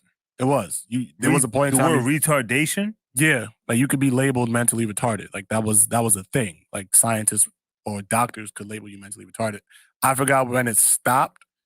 At one point, it stopped, and then it became like a socially acceptable. Like people were saying, like, okay, like you can use the word now because doctors don't use it to label anybody. So now it's okay to use. But even with the whole Lizzo thing, like at the end of the day, it's art. Art is art. Like they don't say anything about paintings that may be considered offensive, or they don't cancel painters. They don't cancel people who build like robots and stuff like that somebody may deem offensive. Like you might build a robot that could take my job. I feel offended. They're not gonna cancel the whole robot industry. So it's like, why do we do that when it comes to hip hop and R&B? Like when it comes to our art, why does everything have to be offensive? Who was the last country rock singer to get canceled for their lyrics? I don't know. Rock artist? Blues singer? Jazz musician? Opera singer? Like where is the cancel culture for all these other artists? I feel like it just doesn't really apply that way. Not to say that it doesn't happen, but I think it's very If disproportionate. the media doesn't talk about it, so therefore, you're not canceled. If the media is not talking about it, you're not canceled. The media is not canceled. Is not talking about it. You're not canceled. If the media don't talk about it, you're not canceled. So if they're not talking about anybody else, but hip hop and R&B, people, please cancel taxes. I'm not trying to pay any more taxes. Man. Cancel taxes. Please cancel taxes. Please. That millionaire mindset look good on you, JT. Hey, appreciate that. Always supporting. See, I got black business here. Got my black business hat up here. Shout out to Monier. Got my 40Central pants on. So I'm always rocking the business. We're not gonna cancel our business. Warren needs a team. Ask him. He wants an extra medium so he can look strong in that shit. My fault. I'm sorry. I missed what y'all was saying, but like, is she coming back or no? It's over. Nah. She said she's gonna try to come in studio next week. Oh, that's fine. Cool. I'm good. But y'all good? I'm great. We about to go watch the rest of this game. Yeah. We start a little bit early so that we can leave a little bit early today. What's the score right now? Do you have any predictions? Sheesh. See the score? Let me check it right now. 54-39 at halftime. So we good. Winning. We good. You good? Yeah. We're gonna go. The Yankees are winning. The Yankees are winning. Yes. All right, cool. They scored 54 home runs, and the other person scored. Boston scored 39 touchdowns. Nice. Okay. Good. Made a lot of sense. Before we go, we're gonna go watch this game. We're gonna go chill out. Appreciate you guys for watching. I wanna just thank her, please. What's all her shit? Let me pull up her IG. Yeah, pull up the IG.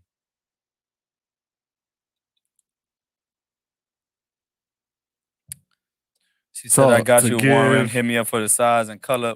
He wants either white and black or black and white and an extra medium." Nah, he probably want one of them thong shirts that those like bodybuilders be wearing. Oh, them yeah, the two strings. The 2 strings. Oh, he wants a thong shirt. Copy. Get him that thong shirt. Thong shirts. Okay.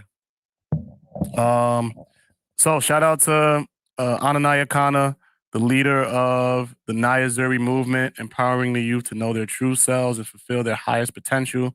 The commander-in-chiefess of Uganda, author, speaker, entrepreneur, award winner, the creator of an animated series. She has a lot going on, so make sure you can follow her at Naya, NIYAH_Zuri, ZURI. Again, you can follow her on Instagram at NIYAH_ZURI. Just an abundance of positive energy, the radiance, the glow, the amazingness, the positive vibes, the love, and someone, like I said, when I introduced her, someone who's here to help push our people forward. She's building bridges across continents. You can find her work here in America. You can find her work in Africa. You can find her work in Europe. So she is going across continents, building bridges and pushing our community forward. Yes. So definitely follow and support her. Yes, follow, support. Buy the books too, everybody. Yes. If you guys cannot get to the books, hit one of us up and we'll get you the book. We'll talk to her personally and get you guys a book because we want everybody to support her. She's not here, but I thank you. I thank you for inspiring me. I thank you for inspiring all of us. I hopefully I can say that for them. But you showed me positivity in which I'm gonna take into my every day-to-day life. And thank you. Thank you for coming on, being so candid. And she said what she said? She's coming next week? She's coming next week. She's coming next week. We're gonna see. We're We're gonna gonna see. try to make it happen. Right in HRC. I'm gonna send her some dates, and we're gonna try to make something happen. Make sure it's not the 30th because my brother's coming up the 30th. 30th is set. So Kev, you got anything else before I say I love these niggas before we get the fuck out of here? Some days peanuts, some days shells. And today it was an episode full of peanuts, man. What? Stay tuned. Today was an episode full of peanuts. Love y'all. We out of here.